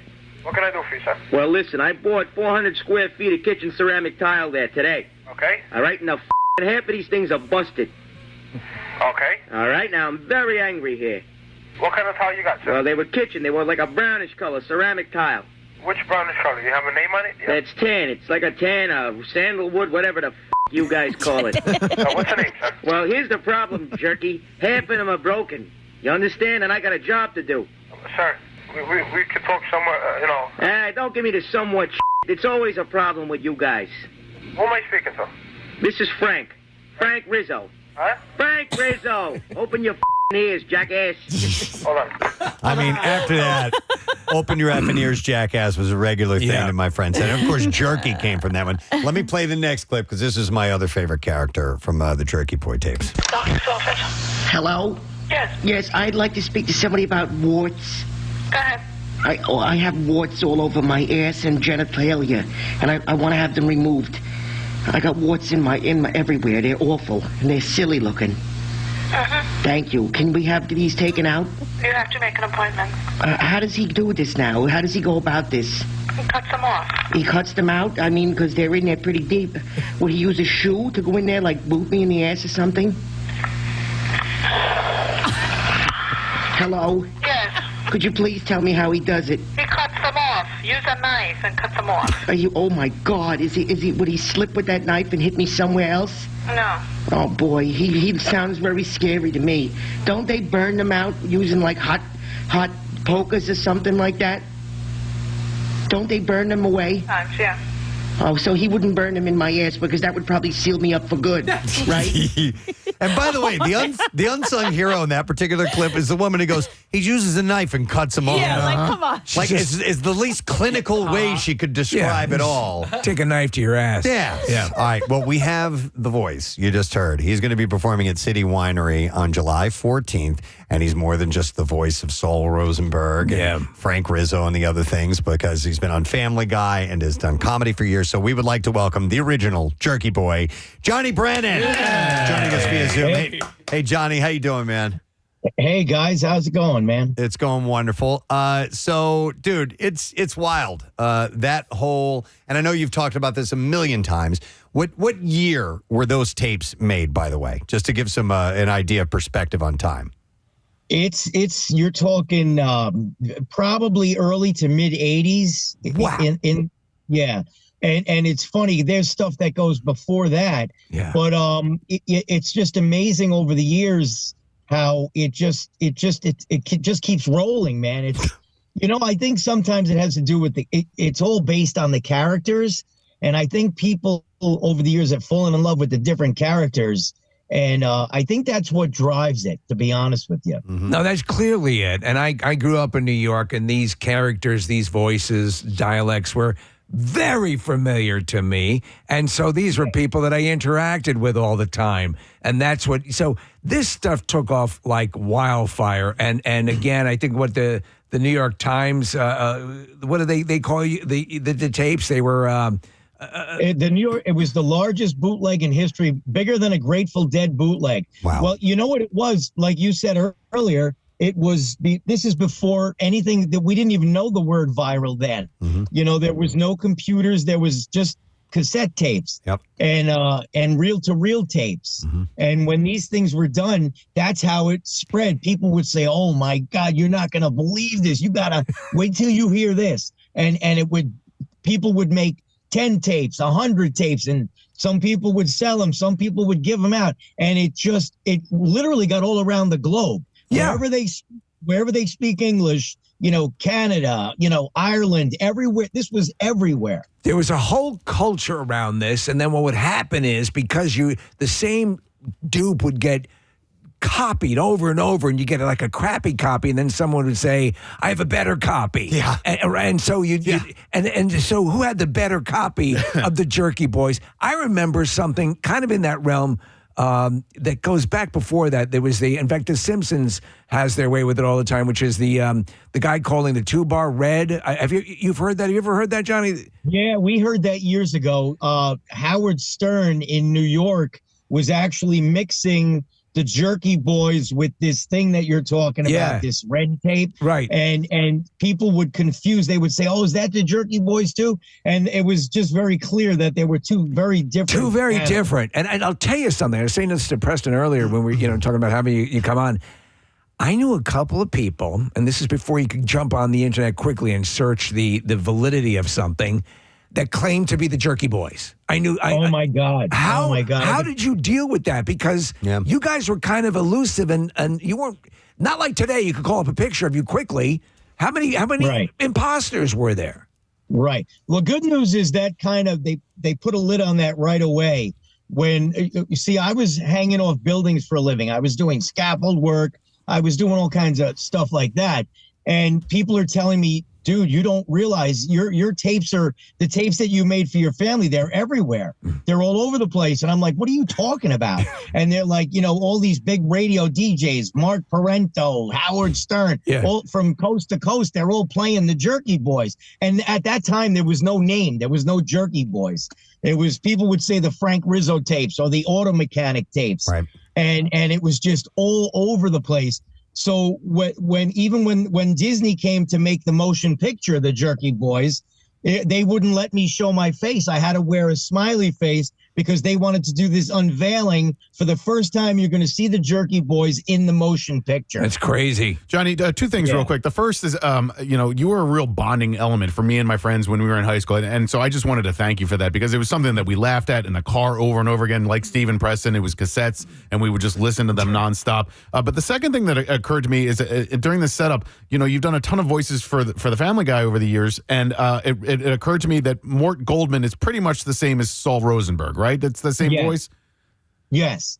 Family Guy, actually, Seth MacFarlane, I actually read for the main character, Peter, before there was a show called Family Guy. So I've been around for like 22 years, whatever it is, since the very beginning. But, that Seth wanted me to be part of this whole deal. And then they came for Saul Rosenberg to be part of Family Guy. And I said, well, no, you can't, because the Jerky Boys have been around forever, way before that. So I said, Saul Rosenberg is a Jerky Boys character. I said, well, we can come up with like Saul Rosenberg's long lost cousin. And if you ever listen to the two, you'll see it was like two different sides of my mom. That's the character I do. Saul Rosenberg is really my mom. But, Mort Goldman's always amped up and ready to choke somebody, where, Saul Rosenberg is much more laid back and his, even everything about him is different. But the voice, people right away, they say, "Oh my God, I think that's Johnny Brennan, Jerky Boys." So you can make the connection, Well, it's funny because here, Frank Rizzo, we had a legendary mayor, Frank Rizzo, That's a great story. When I was in Philly doing autographs many moons ago, some kid came up to me and he said, "Listen," he says, "I want you to have this." And he pushed a pin, like a pin for your shirt. He pushed it across the table to me, and I thought he made that for me. I was like, "Oh man, thank you." I didn't know what it was, and then he told me the story. Yeah. And it's funny. A friend that I had was named Frank Rizzo, and I just used the name for my character, who is my dad. and I just threw this name, Frank Rizzo. And when I saw movies and footage of the video of Frank Rizzo of Philadelphia, he was a character. He was. We play that audio all the time, Johnny. It's the truth. I wanted to ask you. You mentioned the movie, and this is, and again, it's almost like if you, and obviously check out your show at the City Winery, because it is kind of it's a peek into how things spread. Where it was really organic and really required some effort. It wasn't just let me check my phone, and that movie comes out. Disney, I think, made it right. Yeah. Which is, and it was rated R. It was rated R, yeah. Yeah, so, but you have Alan Arkin in it, Tom Jones, Ozzy. Vince Pastore. Suzanne Shepard. All these Goodfellas. Yeah. And so I was watching this footage, as we're preparing for the interview, and Tom Jones is talking about how much he loves the Jerky Boys. That had to be friggin' surreal. Yeah, it was amazing. And it was the same way for everybody. Ozzy Osbourne he was one of the biggest Jerky Boys fans on the planet. Most of the stars that were in the Jerky Boys, they called to be in the movie. Wow. It was almost like we didn't even have to really do much work. Alan Arkin wanted to be part of it because at the time, you have to remember, it was the biggest thing since sliced bread. Yeah, the Jerky Boys. So everybody in Hollywood wanted to be part of that, and it was. I'll tell you, it was a lot of fun. A lot of the guys that you see in The Sopranos, a lot of the mafia guys, they're all friends of the Jerky Boys. They were a lot of them were in the movie. It was actually it was a pretty smart conceit, which is basically you guys are doing what you do, and you inadvertently call a mob boss. Right. And you set in motion this thing where you got to say, they're coming after you now, correct? Exactly. And at the time, everybody's thinking, well, Jerky Boys, millions of records are being sold, multi-platinum.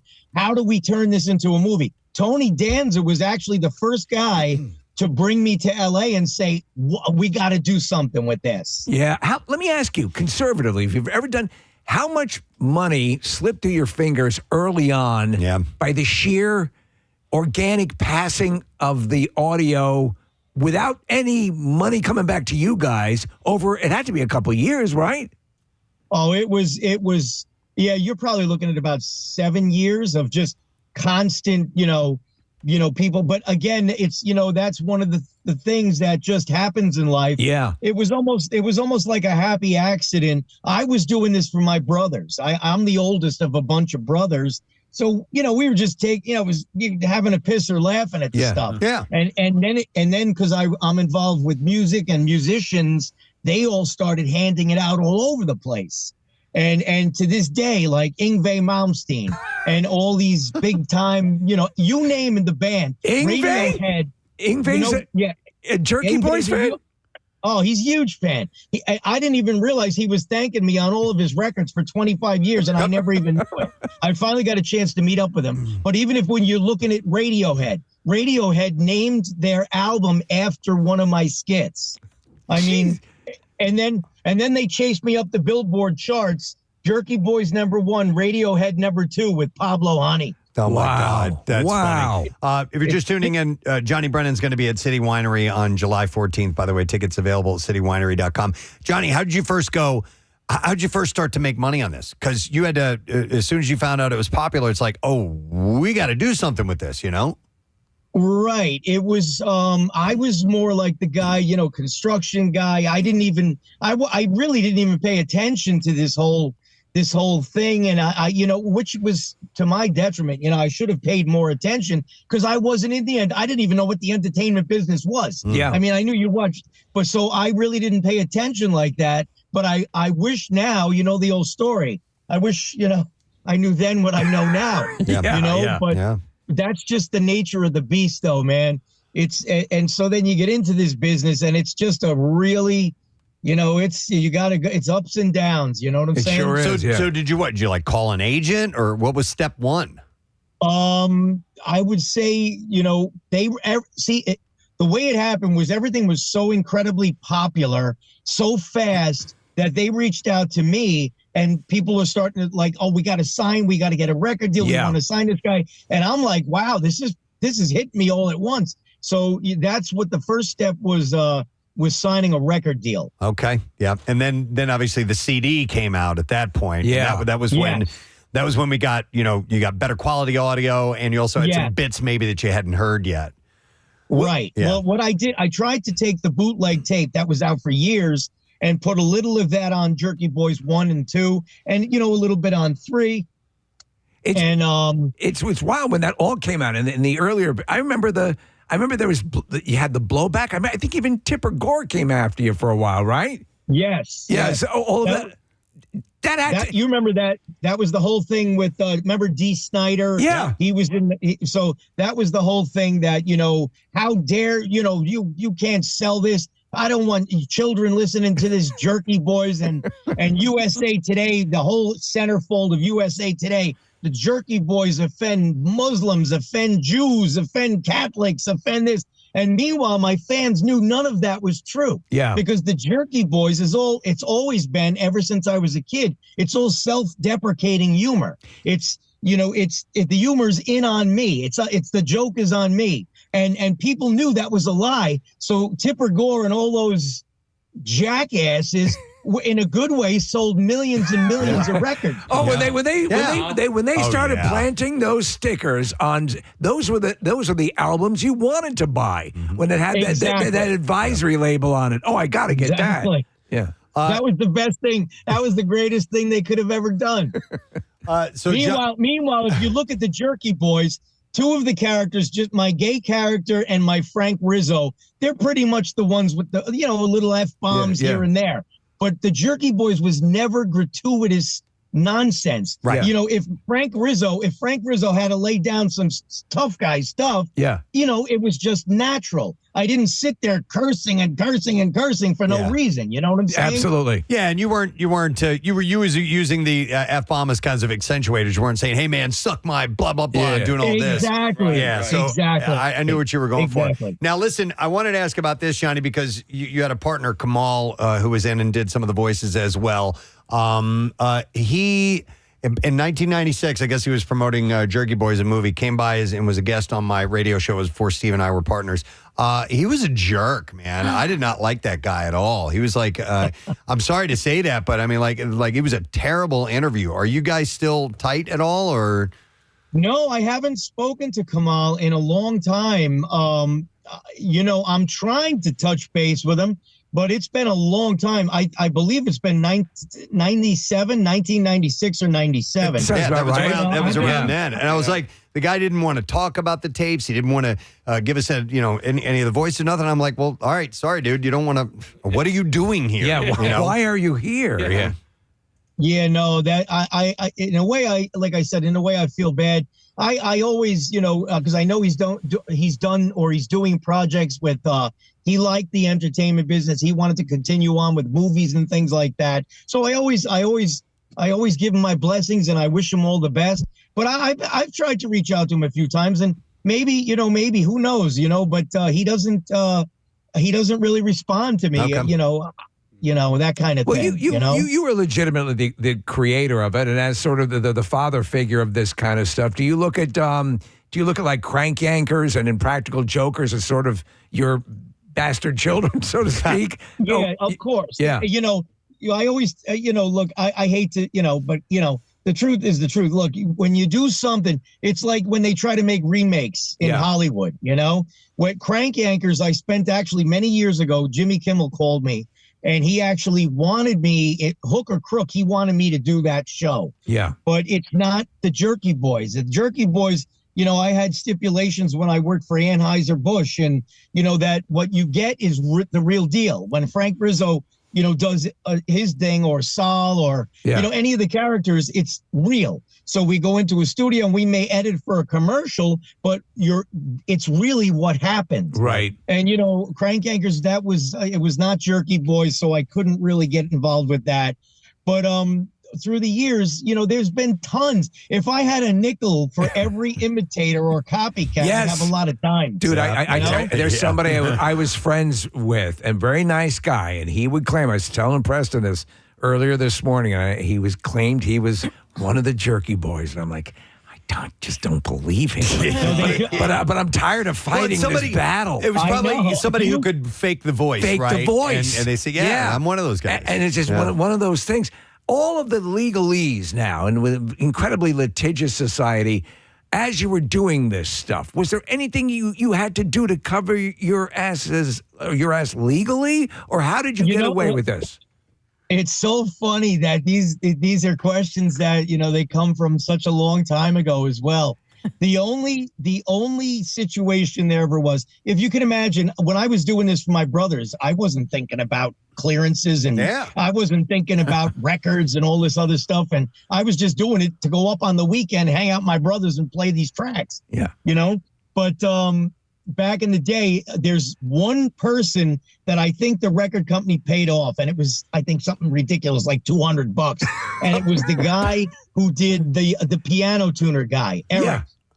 Yeah, now he came forward and said, hey, that's me. And so whatever, that's what I heard. And I heard, they gave him like $200 and it was good to go. But there's never been any issues. There was rumors that I was in jail for 15 years for doing this. And I'd heard that rumor. But But no one else has come forward. And I mean, not with the ulterior motives of wanting money, but nobody else has come forward and said, yeah, that was me that they called.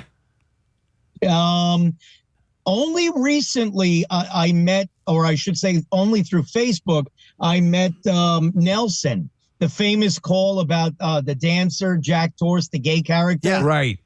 Where he's talking with this guy, Nelson. That's I think it was an MTV programmer. Okay. And only recently did I make friends with him on Facebook, but that's really the only person. And I also did a commercial for Katz's Delicatessen in New York City. Katz? Yeah, it's great. And I met the woman that was the manager of Katz's at the time. And that's about as close as I ever came to any of the people that were involved or the victims of the tracks. I would bet you at that time, and if someone found out about it, they would have considered it an honor, because at a certain point it became that sort of pop culture nexus. Yes. When you get asked what's your favorite bit that you did, your favorite call, what do you say? I have, I could say I have a bunch of them that are favorites for different reasons, where other people might say, well, that's weird. That's not one of my favorites. But if I think of, for example, I don't know if you guys ever heard 1-800 How's My Driving? Yeah, it's a Frank Rizzo, and I think he gets injured. Yeah, he gets run over by a truck in New York City, and now, but the thing I love about that is because it's the first time you ever really hear Frank Rizzo where you feel sorry for him. It's like he's in a hospital. He's been run over by a truck, and it's just a very strange call. And then there's a bunch of ones like that. Obviously the classics like The Auto Mechanic, and you got Brett Weir. Get Brett Weir, I said. Yeah. You got all the classics, and there's one called Sol's Chainsaw Shock from Jerky Boys 3. I mean, Jerky Boys 3, that particular record was just loaded with all kinds of, and the new idea of people actually calling me as opposed to me calling out to them. So it was just, every time I had to make an album, I had to step it up. It was like, well, what are you going to do? And if you ever look at my stuff, I never did like 2 Auto Mechanics. No. I would only do one of this, and I would try to do something else. So all through it's a lot of stuff over the years. That's why people have, this is my favorite, that's my favorite.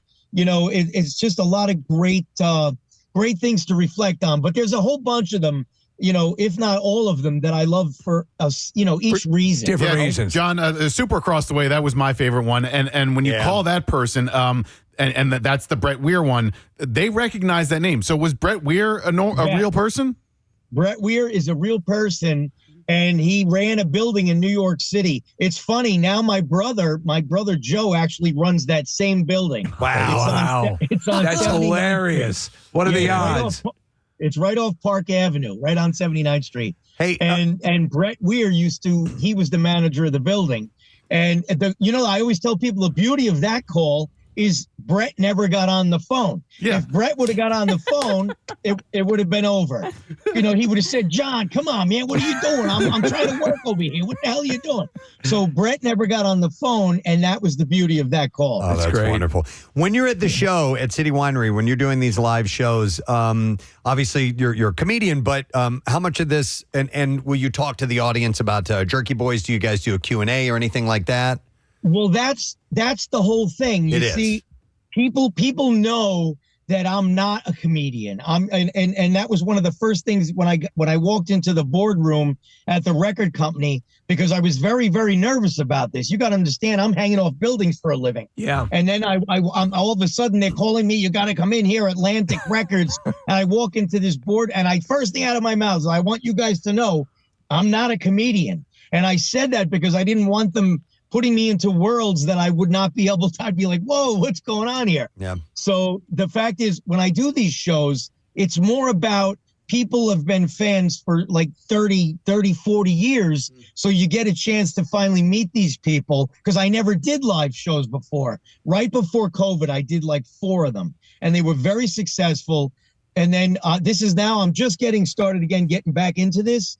But so we'll see what happens. But it's more of like, people have stories that they want to tell me. So it's more of an audience interaction, even more so than me, you know, because I don't stand up there saying, hey, you know, how come the chicken crossed the road? Right. I don't tell jokes. You know what I mean? I think this, it makes sense, though. Stories. Yeah, exactly, because it was such a moment in pop culture history, and this thing that was so organic to be as explosive as it was, you know, Right. and you had legs to it. It wasn't like it came and went. It hung around for a bit, you know? That's the craziest thing. I say that to people a lot. I say, you know, you can think back in time and you can remember things that were huge. They were gigantic. And then they would be here for a year, maybe 2, and then they were gone. And the Jerky Boys has been around, and it's here we are in 2024. And it's like still like a steam locomotive. It's like boom, boom. It just keeps on going. And, you know, and don't forget, too, I've been on Family Guy for 20 something years now. Wow. And so, you know, I think a lot of the younger generation actually catch up with that. And they're like, oh, they love Mort Goldman. I mean, I've done everything on Family Guy, some of my gay characters. And, you know, and then I've done Zima bottles. I've done gay cows. You name it. I've done it on Family Guy. And Seth was a huge fan when he was just a little kid. Yeah. So he grew up on the Jerky Boys. Yeah. So as a matter of fact, somebody told me they did an episode of this new thing called Ted with his teddy bear. Yeah, it's great. Yeah, the second TV show episode was all about the Jerky Boys, and they actually play a skit of mine. I didn't get a chance to see it, but I heard it's on Peacock or something. I'm sure that Jerky Boys informed a lot of comedy for. It's a clear influence. All right, well, Johnny, it's great to catch up. These are awesome stories, and I'm gonna go dive back into the Jerky Boys. I was just again. gonna say I want to hear more. I gotta go listen again. But you can catch Johnny live at City Winery. The show is July 14th. It's a 7:30 show. Tickets are available at citywinery.com. Dude, congratulations on milking this for 40 years. Hey, let me tell you something. Well you done. know what, man? When something hits and it's very special, that's the only reason it stays around that long. Yeah. Can I also mention too my cameo? Yes. My cameos. People go nuts over my cameos. They do you know, the whole thing. Birthdays, bar mitzvahs, you name it. And they pick my characters. So it's cameo.com/Johnny Brennan. Sounds good. And you'll do Frank Rizzo, Saul Rosenberg, all those things for cameos?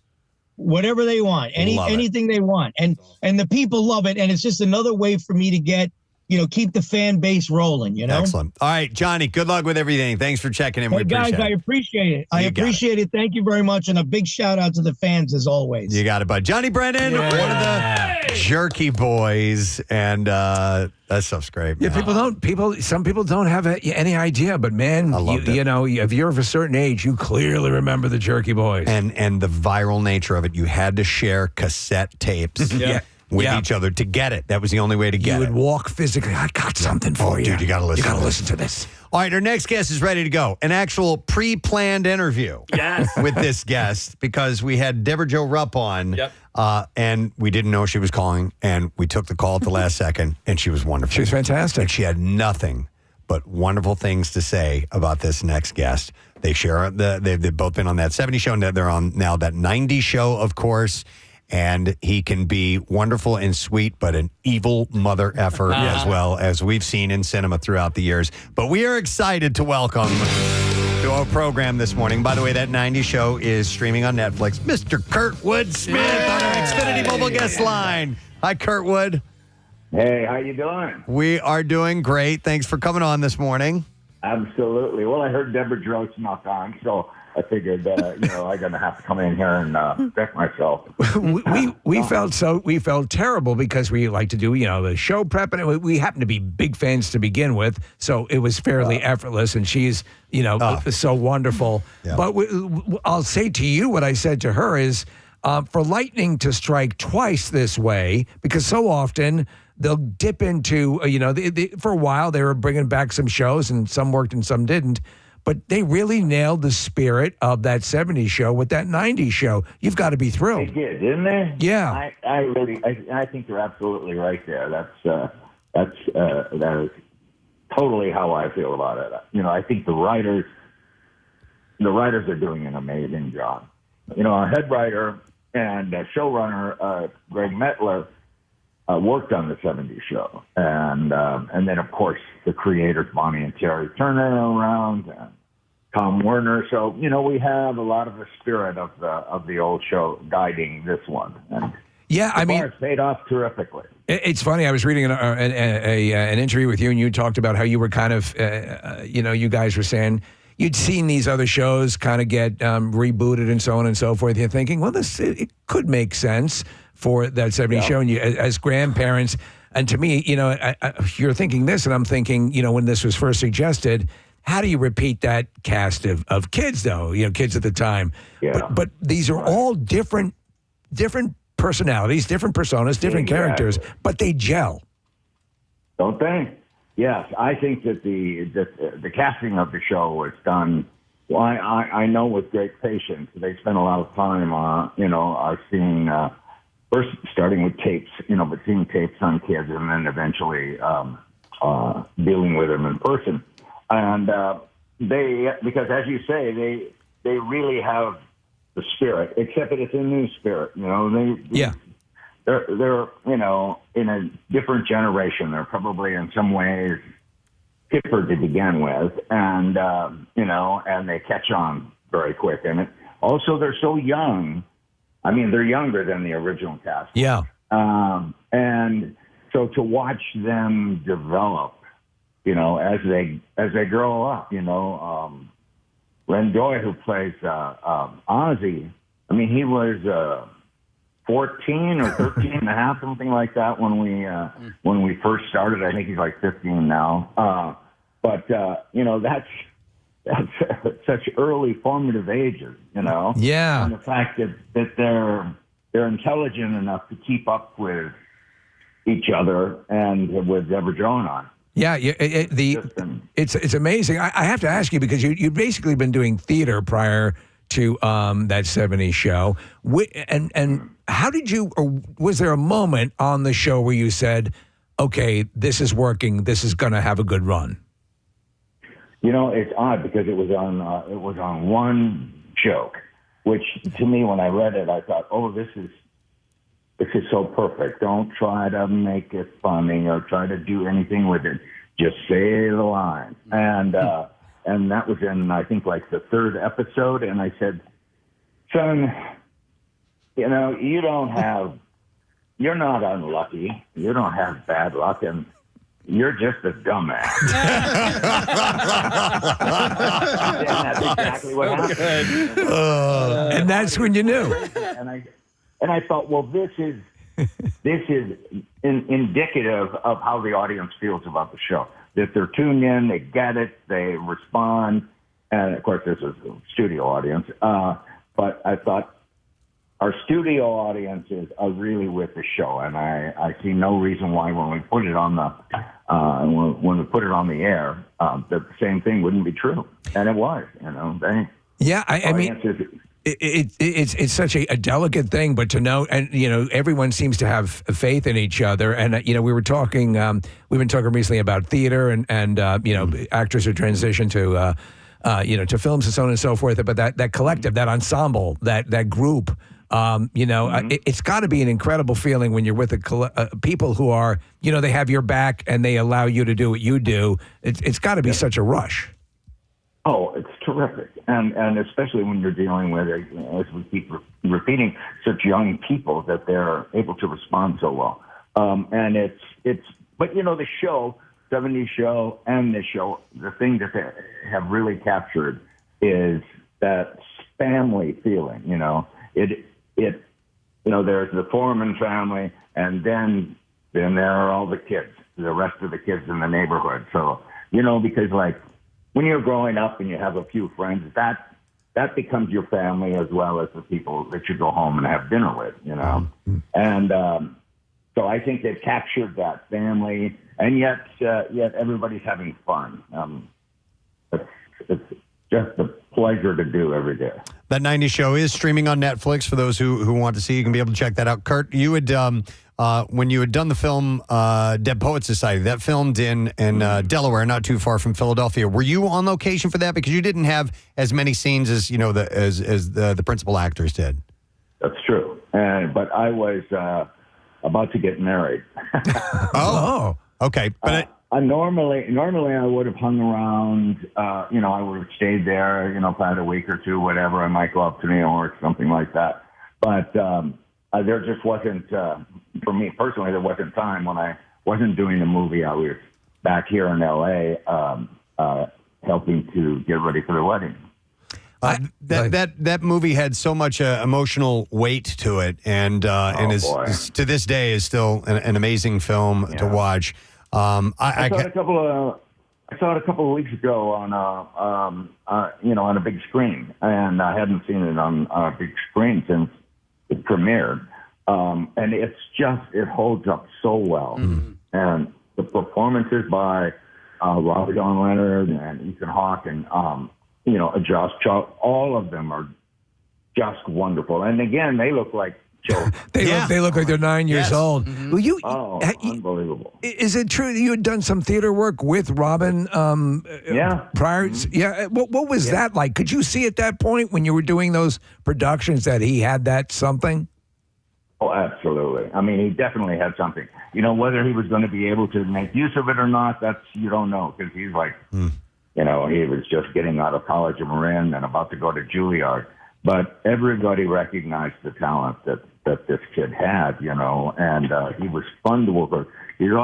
Robin was a really sweet, very kind of quiet, laid-back guy, very much like the professor in Dead Poets Society, more than he was the Crazy Morse, Yeah. But he had that was always simmering, and if there were two or three of you, he was very fine. You put 5 people in the room with Robin, and all of a sudden he is on, Yeah. Or was on, I should say. I hate to say that. But, yeah. Hey, Kurt. So yes, we did 3 plays together, in the early 70s. Wow. At some point. Wow. There was an awesome show on Amazon Prime that you were a part of called Patriot, and I just wanted to compliment you on it because it was kind of unsung, and the dialogue in that was so intense, and you and Terry O'Quinn were both on it, and so I had a nice Twitter exchange with you back when you were on Twitter, and I just wanted to thank you for that show and for responding to my tweets. Well, my pleasure, believe me, and in fact, my wife and I are going to Washington, D.C. Next week, and we're going to meet. We're going to get together with Terry and his lady, Kate, in D.C. So I'm really looking forward to that. He's a great guy.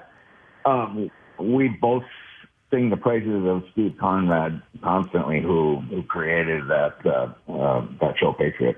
It was such a great show to be a part of, and talk about, developing. The show just grew and grew and grew. And Steve just built everything on what was happening in front of him. In other words, what he had ideas for all our characters, but then he wrote and developed the show according to how the characters were developing. And I think it turned out great. It did. But don't let me forget to say, switching back to the show for a minute, yes, how much I love Deborah Jo Rupp. Oh my God, she's amazing. She's so sweet. Yeah, as a performer, I mean, but she gets the rep as a comedian, and she's very funny, but she can do serious drama at the drop of a hat. She's great. She's just overall one of the very best actresses working today. Now, it's a pleasure for me. Easy to fall in love with her. She's a sweetheart. I have to ask one RoboCop question concerning and I don't know if this is true or not. Obviously, just a legendary role, and Paul Verhoeven and the whole production, amazing. Yep. But the secretary that you berate in that movie, is that your wife? Yes. She wasn't my wife at the time, but we were a couple, but we hadn't actually, it was like a year and a half, two years later that we actually got married. You're brutal to her. I know, but she made it so much easier. I didn't have, she knew what was coming, and it would have been much more difficult to be playing that scene with some strange person. Okay. That's great. Joan's great. Joan was a wonderful actress. I met her on doing repertory theater in Northern California. I love that. She's very good. Well, good for you guys. I'm glad you held it together. Yes. Yeah. Kurt, we know you got to run, but that 90s show is streaming on Netflix. We love your work. Thank you so much for coming on this morning. Oh, thank you so much. Absolutely. Kurtwood Smith, everyone. He's so great. Every now and then I will see the like a clip of his pop up in a reel or something like that. There's a couple of them from RoboCop that are like when he goes, "Look at my face, Dick." And the guy's name is Dick. Yeah. And then the other one is, "Ooh, guns." I mean, you just heard this very pleasant guy. If you see him in Deep Impact, he has a very paternal way about him. But in RoboCop, and the thing is, he didn't look. He had a different look about him in RoboCop. So when and that brutal scene where they just shoot the crap out of Paul Weller. Yeah, Paul Weller. Yeah. And it's just crazy. The scene that gets me in the Poet Society, other than his dad just being cold. Peter Weller, I'm sorry. Peter Weller, I'm sorry. And but being so cold to his son is when he discovers his body and he's just wailing. Yeah. It's like, oh my gosh, just heart-wrenching. Yeah. Horrible. He's a phenomenal actor. Outstanding. So that was cool to chat with him. We do have to take a break looking at the clock, so we're going to do that very thing. We're going to come back in a moment. Let me give away a $50 gift card, our last one for Tony and Nick Steaks. Dropped by a huge amount of food this morning, and they can set you up. We'll take caller number 12 at 215-263-WMMR. Tony and Nick Steaks at Front in Oregon. They're open every day for breakfast. You can start your day off right with a delicious 10-pound breakfast sandwich. Probably doesn't weigh 10 pounds. It just feels that way when I picked it up. At Tony and Nick's Breakfast is made fresh to order every single day. So call number 12 to give you that $50 gift card. Bizarre File coming up next. It's so good. Fantastic. Wow. It's so sad that he's You'll gone. be called to my office where I shall spank you with your pantaloons down around your ankles. I shall do so liberally and with great care. There will be a modicum of probing. Digits will be involved. If that doesn't scare you straight, I don't know what I might would. even break out the wand. At which point you will receive an enema unlike any you have ever received before. In fact, I will pay to have the owl watch the whole Oh thing. my God. He's a cuck. The owl's a cuck. Absolutely. Hedwig? Yeah. That's And then When it is all done, I shall pleasure myself into the sorting hat. Oh my God, not the sorting hat. Oh, man. Oh my God. He's gone off the deep end. That's when Rickman became bored with the character. And he decided needed to add a little flavor to it. Sure. Oh, wow. Because of his pentameter, I have had this ongoing debate as to whether or not he says yippee-ki-yay, I'll say truck, mutta truck, or mutta trucka. And that haunts you? Well, I mean, I've talked about this ever since the movie came out. Does he put an ER at the end of... I don't think Bless me, Father, for I have sinned. Yes. I'm worried about Alan Rickman's delivery of the role, yippee-ki-yay, mother trucker. Do you have any sins to tell me about, son? No. I just thought I'd talk about I just wanted to seek your counsel. Yeah. I don't know. I don't think there's an ER. I think it's The question you just raised is easily one of the most imbecilic things I've ever heard. I want you to come to my office, where I shall lock the door and spank your buttocks. Zombie raccoons. That's my thing. Yes. That clumsily walk on two legs and show their teeth are staggering around suburban Chicago, and authorities are warning locals to hide their pets. A spike in raccoons testing positive for distemper in Riverside, Illinois, is to blame for the bizarre sightings of contaminated animals that the disease causes to appear zombie-like. While zombie raccoons don't eat brains, distemper is highly contagious. If you're feeding wildlife and that raccoon ate out of your bowl, or cat food for your stray cats, and your puppy goes over, the saliva can be contagious. They sent in a Negan raccoon to take care of everything. Well, oh, well, oh, well. Looks like we got ourselves a problem in Chi-Town. Leaning back high. Looks like we got some trouble. Some trouble in Chi-Town. Going deep dish on this bitch. It's got a little leather jacket. Yeah. Leaning back, way far. Ooh, hey. In the home of Oprah. There we go.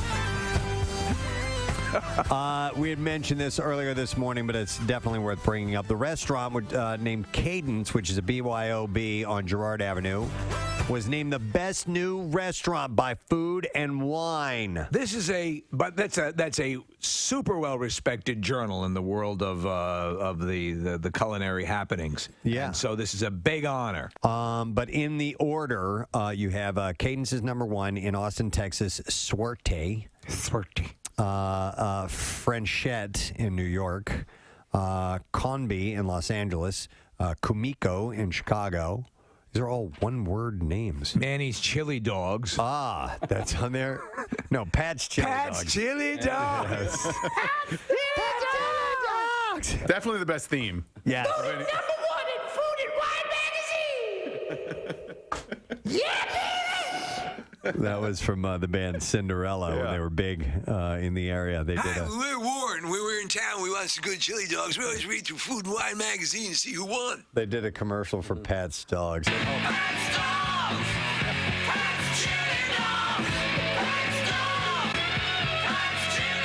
That building is now a We Buy Gold. Oh, is it really? We buy gold. Gold for sale.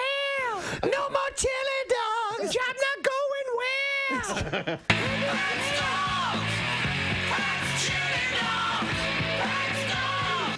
Next step, selling blood. Yeah. So number 6 on this list is Ada, which is Ada Indian Canteen. Ooh, I love canteens. When you go in that, you need water.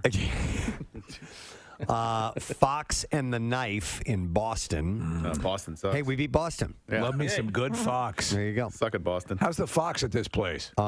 Indigo in Houston, Nightshade in Los Angeles, and in New Orleans, a place called Piece of Meat.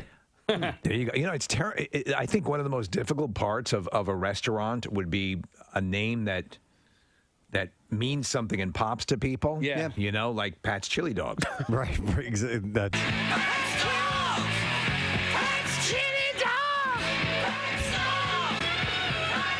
Yeah, I mean, the name will only get you so far, but it is an added bonus. Answer the phone, by the way. Thank you very much.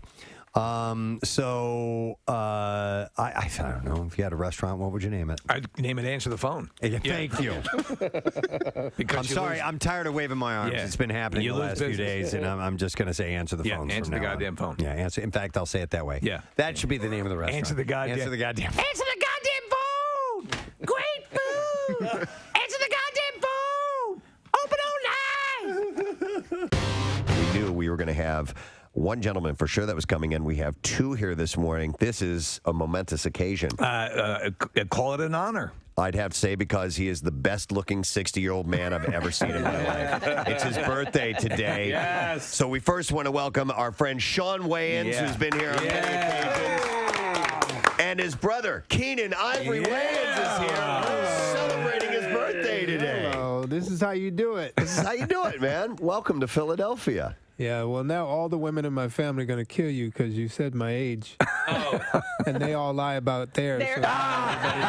You were working as a stand-up when you met Robert Townsend, correct? Yeah, well, when I met Robert and Eddie and all of us, we all started out at the same time and in the club in New York at the Improv.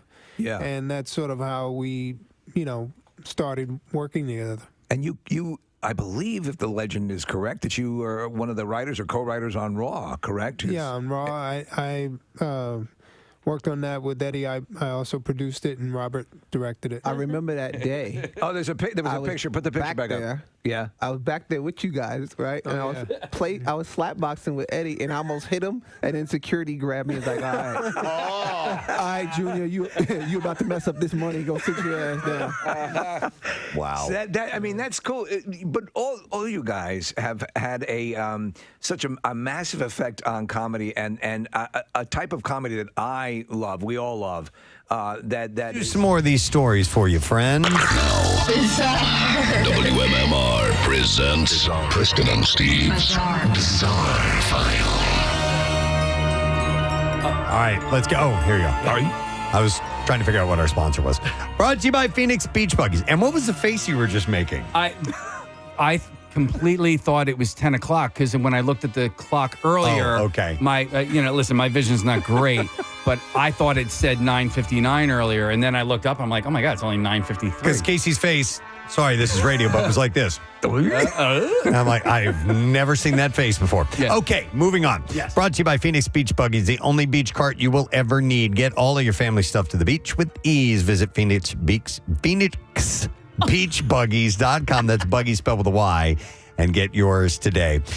This is pretty wild, and I shortened the story because it was really lengthy, but thanks to a lone whistleblower, 3 Houston surgeons are going to be forced to pay $15 million in a settlement after it was determined that they were leaving one surgery for another in instances of quantity over quality. Whoa. According to the FBI in Houston, these 3 surgeons engage in a regular practice of running 2 operating rooms at once while delegating key aspects of extremely complicated and risky heart surgeries to unqualified medical residents. So they were in it for the bucks. They had a couple of surgeries going on at a time, and they would be like, okay, we're good here? Good. All right, you know what to do the nice rest of the way, bypass, right? Scooter. Yeah, and then would leave the room and go to the other patient. Get a sandwich. It's ridiculous. So for their efforts in bringing this to light, the whistleblower will be getting just over $3 million thanks to the False Claims Act by which they are due a portion of the money recovered. So it's crazy what they were doing. And also, this guy's getting $3 million for blowing the whistle.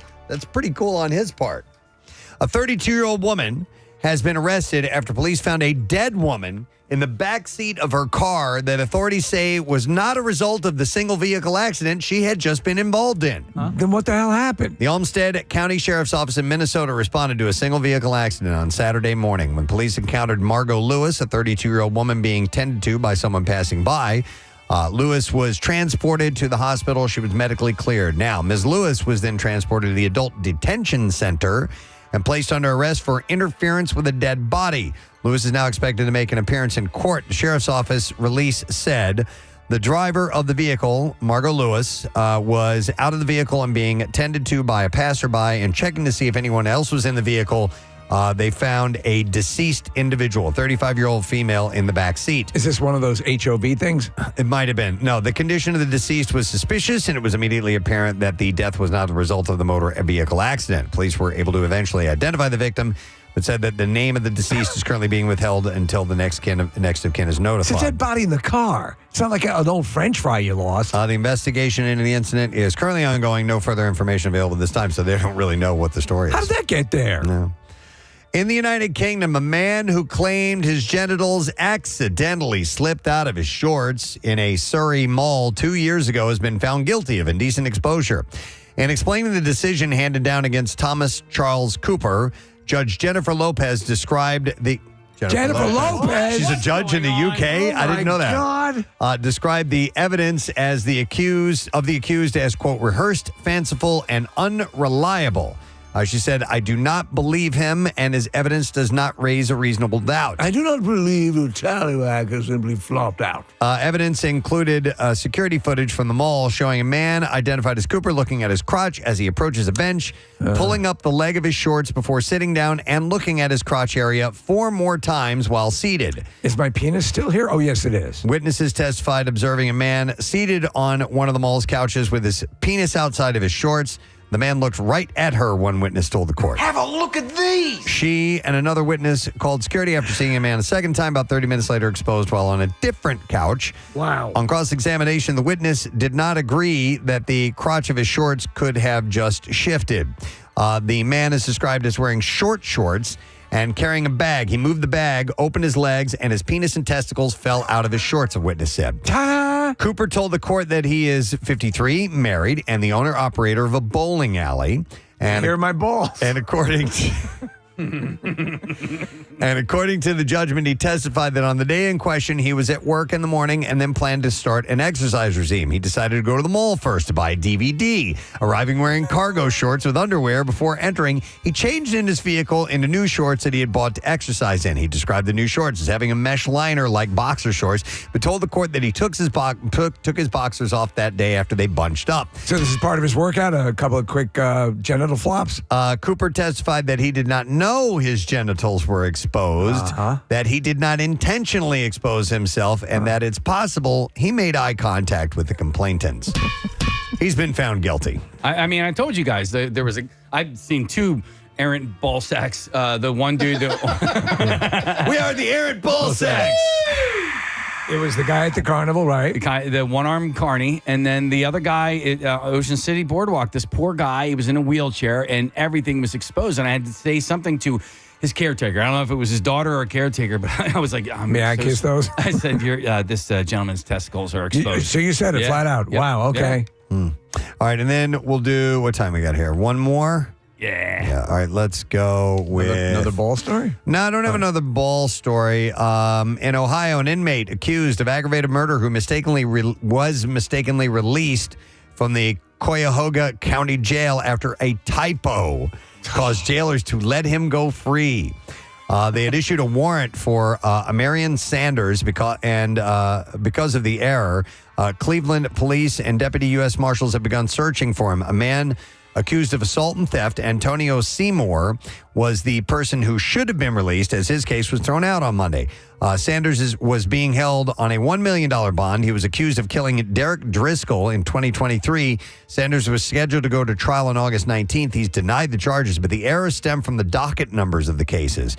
Sanders' case number was 685-908, while Seymour's was 685-909. And to complicate the matter, county prosecutors dismissed the case of Seymour on Monday because witnesses failed to show for the trial. So the case they were supposed to dismiss, was that person incarcerated then? No, I think they got it. By the time they got to him, they were like, we let the wrong guy go. You're going to laugh when you hear what happened. Yeah. All right. And there you go. That's what I have in the bizarre file for you. All right. It's 10 o'clock, so I would like to mention that we have a word for the Preston and Steve Day Off at Dorney live broadcast, and the word is Thunderhawk.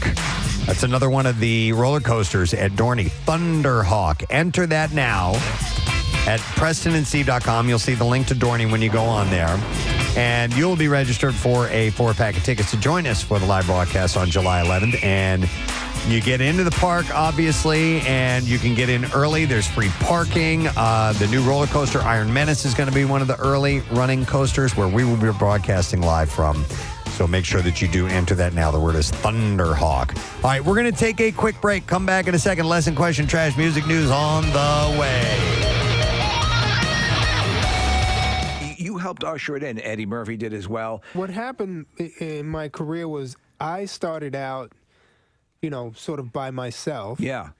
And then as my family started getting into the business, I kind of realized that it was either going to be all of us or one. So I decided to make it about all of us. So I kind of stepped away from acting and started to cultivate. Yeah, exactly. So, and Sean, we were talking earlier about how you were first on the show as the DJ. Yeah. And you'd already been doing comedy. You're doing stuff like that. But so from your point, Keenan, as you're seeing family member after family member, I want to do this. I want to do this. Is it a double-edged sword, or what do you first say to them when they come to you and they say you as sort of the default patriarch? I want to do this. He nurtured us. Yeah. My thing with them was as long as you're willing to work.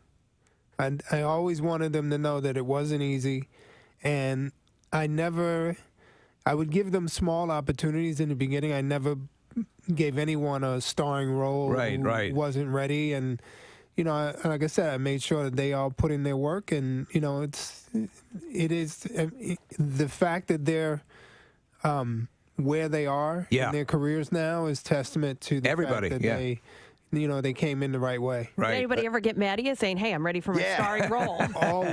Always. When Damon first started, I was the DJ, man. And you were a damn good DJ. I could play sketches too and scratch. Hey, the guy right behind you is really talented. Well, when Damon first started, I told him, I said, "Give yourself 10 years." Yeah. And he looked at me like I was insane, and he was like, "It's gonna take me 10 years."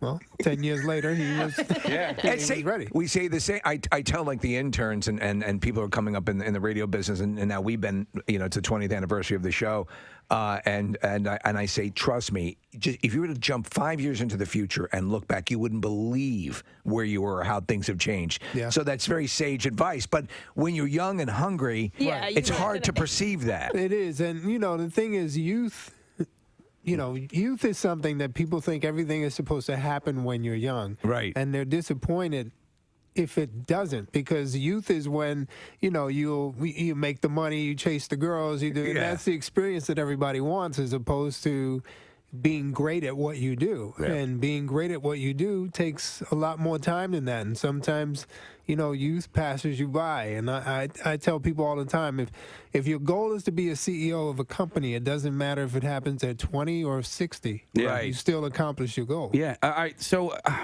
you have to be a really good talent scout, right? So within Living Color, were you the sole decision maker as far as who was on the cast and who wasn't? Yeah. All right, so it was because you did an amazing job with that, and you look at all of the people that came out of there. Well, they were all people that I knew. That you knew. Right? So we were all in the clubs together. Okay. So when I got an opportunity, it was like, who's the funniest guys I know? Like, it wasn't really like a hard thing to do, because I knew they were funny. You were working with people like Jim Carrey and all those guys were paying their dues. And he knew what to do with them. Right. Yeah. But that's a key. That is a gift. There's Lorne Michaels has that that ability, and also who's going to synergize well with each other. But your show aired at 8:00 on Sunday, and so you had a younger audience in myself. Right. And I mean, I loved it. You know what I mean? Like Ace Ventura came out, I was like all over that. And it got moved to 8. Started at 9. Did it start at 9? Yeah. Parker Lewis Can't Lose. Was that your lead? The Ferris Bueller ripoff?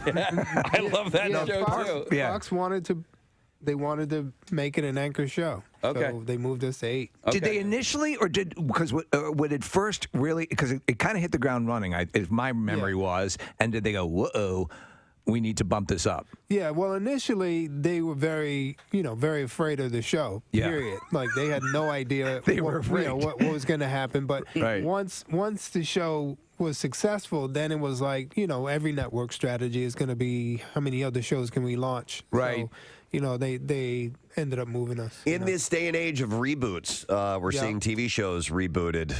Constantly. What's the likelihood? We don't have a good sketch show. You know, SNL's the only thing going right now, as far as I know. I think there's absolutely a new generation. Yeah. So it would just. I don't think that the guys from the past would step forward. Yeah. Yeah, want to do that again. But there's absolutely, you know, a new generation out there, and it would be fun. Yeah. You know, we're in a time now where I think a show like In Living Color is needed, but at the same time, it's, you know, the sensitivity. Can you do it? Yeah. No, can that's you a do good it? question. We were wondering about that, about the, you know, Preston and I were having a talk earlier about, you know, the comedy club or the theater. When you guys are there, that's your realm, and all bets are off. You should be allowed. Know, there's safe spaces for satire and comedy and thought provoking, whatever you want to do. That's your palette, and there's been hits on it lately. It's the phone. Yeah. You see, because Absolutely. the people who are in the club, they paid to be there and they want to see it. Yeah. But people who are filming, now it's going to people who didn't want to see it. You're and right. then when they do see it, now they're pissed. It's never the people who are in That's the why I club. didn't want to go. See that? Well, speaking of that, even some rock bands have adopted no phone. I don't think phones should get be outta allowed. here. I think you're there for the experience and enjoy the experience. And well, Kevin Hart played the Link, you know, the stadium here, and there was a no phone rule for that whole show. It can be done. It's a pain in the ass, but I mean, I would agree. Yes, with that, you lift a clip 100%. out, you lift a soundbite out of context, Yeah. and people are going to go ape. It's just crazy. I heard somebody, and I don't remember who the performer was, saying recently though that they, it's really easy to see from the stage when somebody does get on their phone. Have you guys noticed that? Like if you're up on stage, you can tell immediately. if the light is on, You can tell, but you just don't want to stop. You got to understand. You got people in the palm of your hand. Yeah. You got momentum going, right? And you're thinking about your next thing, and you're trying to be physical, and you're trying to be in the moment, and then someone has their phone up. Do you stop your whole show to deal with this guy with his phone up, and then kill the people's? No, show? you're right. So you're going to Or ruin do it for you other keep- people. so, No, you know, it makes total sense. Sometimes you do, and you make him part of the show, and you destroy him for being the idiot. Yeah, which is for pulling also the phone good. out. Yeah. But You channel your Richard Pryor. yeah, if I gotta stop, I'm gonna destroy you. Keenan, I have to tell you that I'm going to Get You Sucker is one of my absolute favorite movies. Thank you. Hilarious. I think people need to revisit it, but I think it's also sort of it's the likely first step to getting to Don't Be a Menace, which you know, that same sort of comedy, which has became the style of comedy. When you were putting that together, how difficult was that to pull everybody? You had a lot of cameos and stuff. Give us the idea of what that production was like. I was very lucky. And Jim Brown really, he and Bernie Casey, once they came on, got it done. Then everybody else was like, well, if they'll do it. And they were essential. Yeah. They were what Leslie Nielsen was. Yes, they were the icons of the era. And so once I was able to bring them on board, it went really smooth. And it really was, it was an homage to them. And the blaxploitation movies of the those 70s. are the movies I grew up watching, and so did I. They were enjoyed awesome. them. Yeah. So, when I was writing it affectionately. So that's why I think that they responded to it. And then these guys did the same thing for their generation with Don't Be a Menace. Yeah. So I was on the set of I'ma Get You Sucker, 17-year-old boy watching his big brother do his thing and just taking it all in and going, man, one day I want to do a movie just like this. Yeah, and you did. A couple years later. Yeah. Don't Be a Menace was born. It's Sean and Keenan Ivory Wayans here, and we want to do something special because it's a special day, and we have something to bring out for Keenan. It is his birthday today, so we got a cake for you, Keenan. Yes. He don't eat cake though.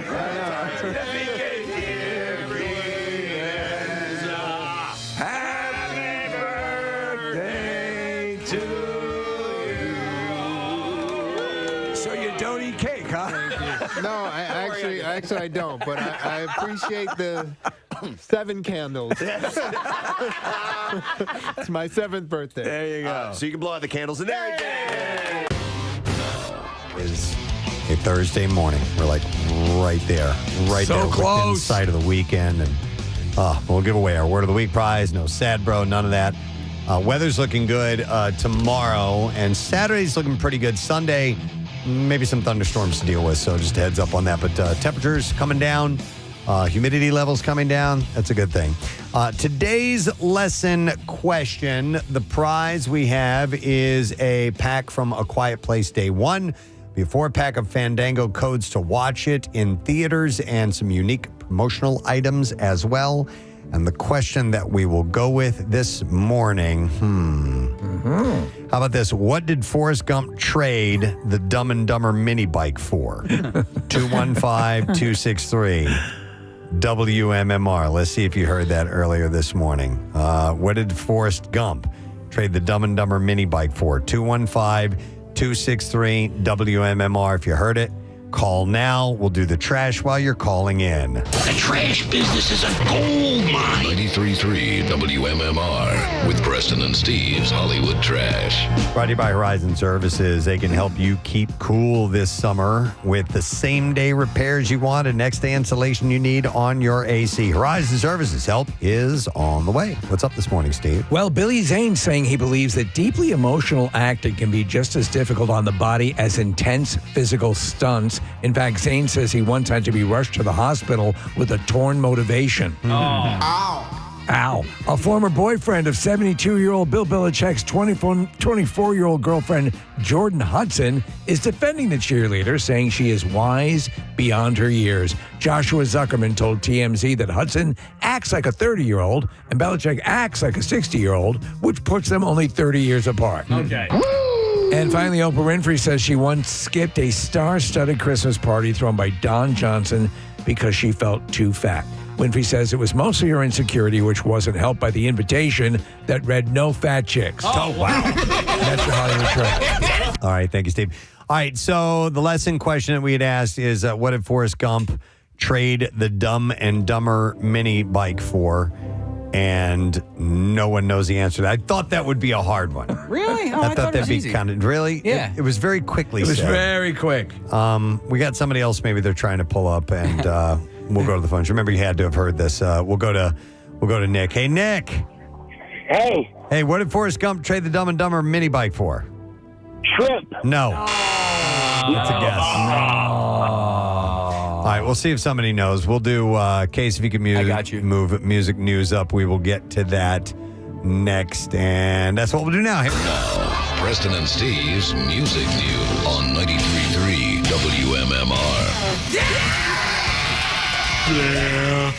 All right, just a couple things for you. Smashing Pumpkins are set to release their greatest hits compilation, Rotten Apples, on vinyl for the first time. That'll come out this August. The release coincides with an extensive tour schedule, including European dates, North American stadium shows, or Green Day on the Saviors Tour, and additional solo arena performances spanning from July to September. The band recently welcomed skilled guitarist Kiki Wong to their touring lineup, joining longtime members and additional musicians. Fans can look forward to hearing classic anthems like Today, 1979, and Butterfly Wings, both on the vinyl release and during the band's live performances. I like the name Kiki. Kiki is a good name. I think that I might that could have potentially been my radio name years ago, but I stuck with Steve. My friend Kiki is right down the road at St. Joe's for orientation for her daughter right now. Oh, And she was the first Kiki that I ever met. Okay. And she's a longtime listener. So, Kiki, if you're listening right now, Steve likes your name. I like it. Would you spell it K-I-K-I or K-E-K-E? K-A-Y-A-K. Because there's, that's kayak. Kiki Palmer is K-E-K-E, I think. Yeah. So. Yeah, I like Is it- K-I-K. Is it short for something? Catherine. It's Catherine? Yeah. Oh. My version is short for Steve. Yeah. But Kiki Smith, that my friend, is K-I-K-I. Okay. And then the last, I only have one other thing, and it's the audio. I told you guys yesterday about Ozzy endorsing Liquid Death's new powder. Yes. Flavor packets that they have, and wanting them, making sure that people don't snort them. Yes. So now we have audio of it. If you would like to hear him in this commercial, this is Ozzy talking about that. Hey, No way. Ozzy Osbourne. That's just take it from me. Don't snort that stuff. We weren't planning on snorting it. Yeah, we're gonna mix it with water and hydrate. It's got electrolytes, which your body needs. Yeah, it's delicious. Whatever you do, don't try freebasing it. Free what? Free bracing it. All right, let's go back to the phone and see if somebody knows the answer to this question. What did Forrest Gump trade in Dumb and Dumber the mini bike for? We'll go to Sean. Hi there, Sean. Privilege. Privilege. All right, Sean. What did he trade it for? A bug. A bug. Yeah. That's right. We haven't talked like Bill West in a while. Bill's been gone. I know. All right, well, Sean is going to get, what's he going to get here? Prize pack. Prize pack? Yeah. From A Quiet Place, day one, including 4-pack Fandango. Now you've got to remain completely quiet. Fandango. I need you to stop talking. To watch it in theaters and some unique promotional items for the film. A Quiet Place, day one, hits theaters this Friday, June 28th, by the way. All right, with that, we can take one more quick break, come back in a second, and get ready to wrap up the program, so don't miss it. We'll return shortly. It's Music New on 93.3 WMMR. Choo choo choo kaboogie boop boop badoo boop badoobie boo boo boo boo boo boo boo. Wow. Didn't even know we had that. All right, so the band Korn has posted a cryptic message on its Instagram account suggesting some sort of announcement is imminent. I love when you get mad at yourself. It is inevitable. Inevitable. The post shows a black and white image of what appears to be a tangle of cables with fans asking to visit the band's website. I like it. What was the fart at the end? I don't know where the fart came from, but I love it.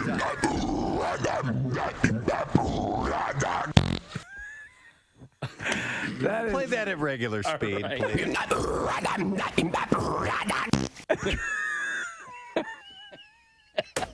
That's the greatest sound I've ever heard. One more time. Marissa, trace that back to April 20th, 2017.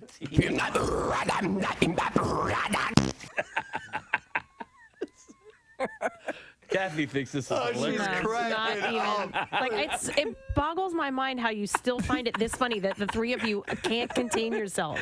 It's great. It's everything you want to say. Sometimes the words don't come to you. I play it again. Which speed? Slow. Let's do it slow.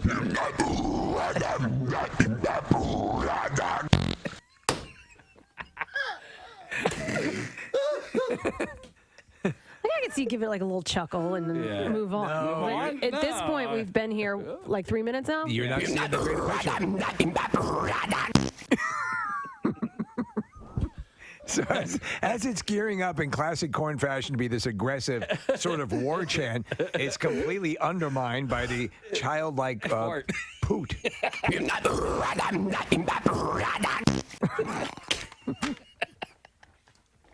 It's two completely conflicting attitudes. Hey, by the way, nobody else is laughing. Yeah. So it's not just Kathy is not laughing. Nick's not laughing, and none of our interns are laughing. Marissa has a smile on her face. Hang on a second. Do you ever see Amadeus? I usually don't find farts funny at all, Kathy. That one caught me off guard. Okay. Because it's more of a it's more of a raspberry than it is actual gas. Yeah. So. And also the mystery of it. It's like an escape room. How did it happen? We don't know. We may never know. We may never know. Okay. Music news. Yeah. Turn the one more. Stop the press. Go ahead. What was that? That was a mistake. It just can't.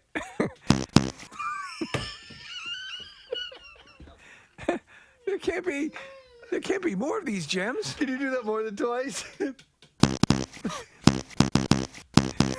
It's like finding a separate cabin in a diamond mine.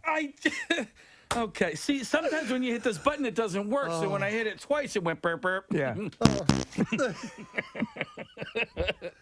Look, Chuck's laughing so hard he's crying in the other room. I love it, Chuck. Anybody that doesn't find that hilarious is dead inside. Yeah, dead inside. Or just a little more mature. Oh, God.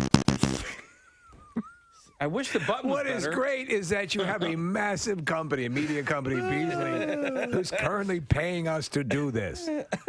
Dude, they took us down to D.C. last They week did for some award. big award in front of senators. Yeah. That's how stupid we are. Or They're bad. genius. Or we make pulled a living. fast one. Yeah. We make a living out of this. There you go. Follow your dream. 2 is funnier than 3 or 4, I think. Yeah. Wait. It sounds like a wrong answer type of thing. Is it Sputnik? Ah, man. 1 for yes, 2 for no. Or double A. Triple O. MCO. Let's stick with rumors. Viewers, will they want to keep up with the Kardashians if Kourtney leaves? And we might find out for months now. Oh, please. Tension between Kourtney and her sisters have been rising. Last summer on Keeping Up, viewers saw Kim and Kourtney reach an almost breaking point over their differing priorities in terms of family and work. And in a recent interview with Paper, Kourtney confessed that she'd love to leave the show in the dust. She said, I will always say I want to move away someday and just be away from it all. Sail away. Sail away. No one will ever see me again. I keep throwing up different places. I'm going to throw up. I keep throwing up in different places. I keep throwing I'm up. gonna puke. I keep throwing up different places, but then I'll go there and visit. And she's going to sail away. She's going to sail away, just like Sticks. But then I'll go there to visit, and I'll be like, nope, this isn't it. But I'm glad I came. She's just afraid of Chloe coming after her. Yeah. She said, we've just been to Finland. And I was like, check. It's great for me to visit, but I'm not going to move there. Maybe Norway, Switzerland. I've got lots of ideas. She does have a lot of ideas. That's according to Kourtney. They're all annoying. On Sunday, producer Ryan Seacrest was put on the spot by an ET reporter who brought up the subject. Do you think that Kourtney is gonna leave the show? You think Kourtney's gonna leave Keeping Up with the Kardashians? ET is a reporter, mind you, so yeah. I'll always be right here. Seacrest seemed taken aback. Why? Because I'm from another planet? Are you a xenophobe? But then said, well, if the cameras go away, as long as they can come back, Kourtney. On my home planet, I was a botanist. He said, they can go away for a little bit, but bring them back so we can do another season or two. Honestly, I don't know how they do it. He said, I couldn't do it no matter what they were paying them. I can make things levitate. Just thought I'd throw that in. He said, I could not do it, so I give them a lot of credit for having those cameras in their lives all the time. And I love you, Kourtney. Love her. He loves her. He loves her. Well, that show has made millions for him. Oh, my God, yes. Honestly, I have to say, I thought that meteor would have crashed Earth long ago. And they still keep renewing it. It's very resilient. I wonder if it's like don't get it. Alcoholism or something. You're just addicted and you just do it out of routine. Maybe. You know what? American audiences always need, though, that super rich family to watch. True. And there's what no. They do. Well, I guess there are a few. On 93.3 WMMR. We were just talking about Bill Weston. I get off. There it is. Hard. Well,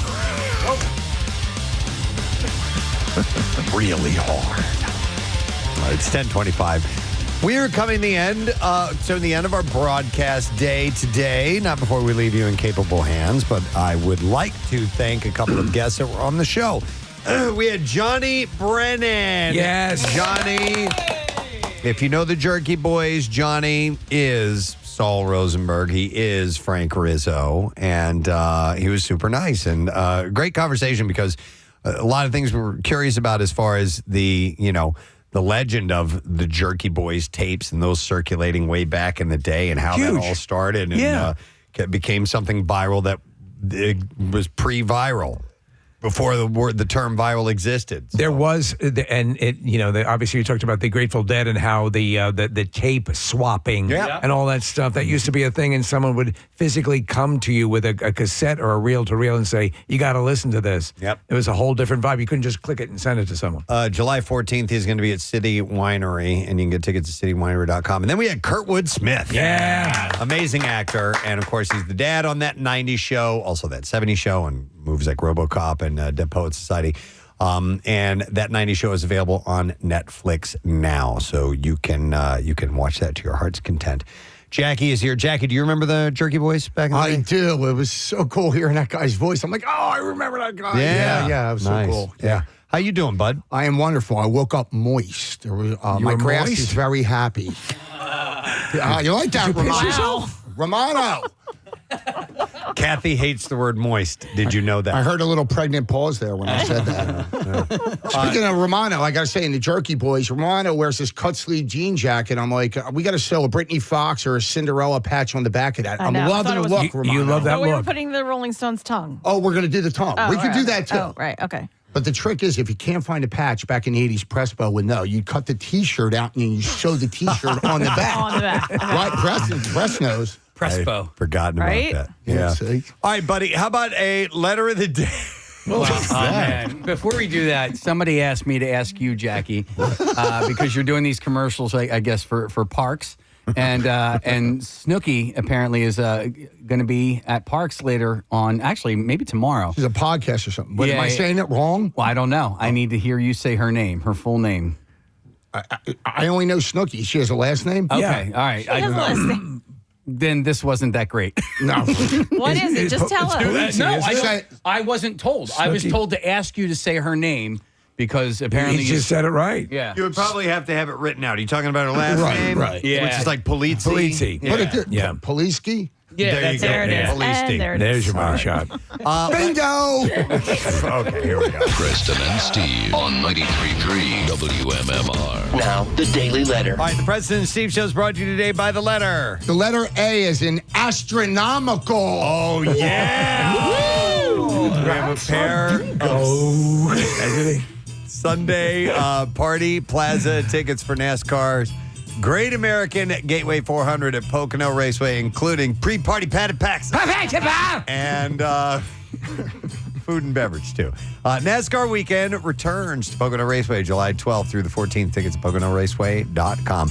What are you doing with this Thursday before you, Jackie? We are going to do it with the workforce blocks. Let's see what Pierre left us. The Whalers are in town, so a big concert warm-up playing Brooklyn Bowl, Philadelphia. We'll track through Bob. We'll talk about his time living in Wilmington, Delaware, working at the Chrysler dealership.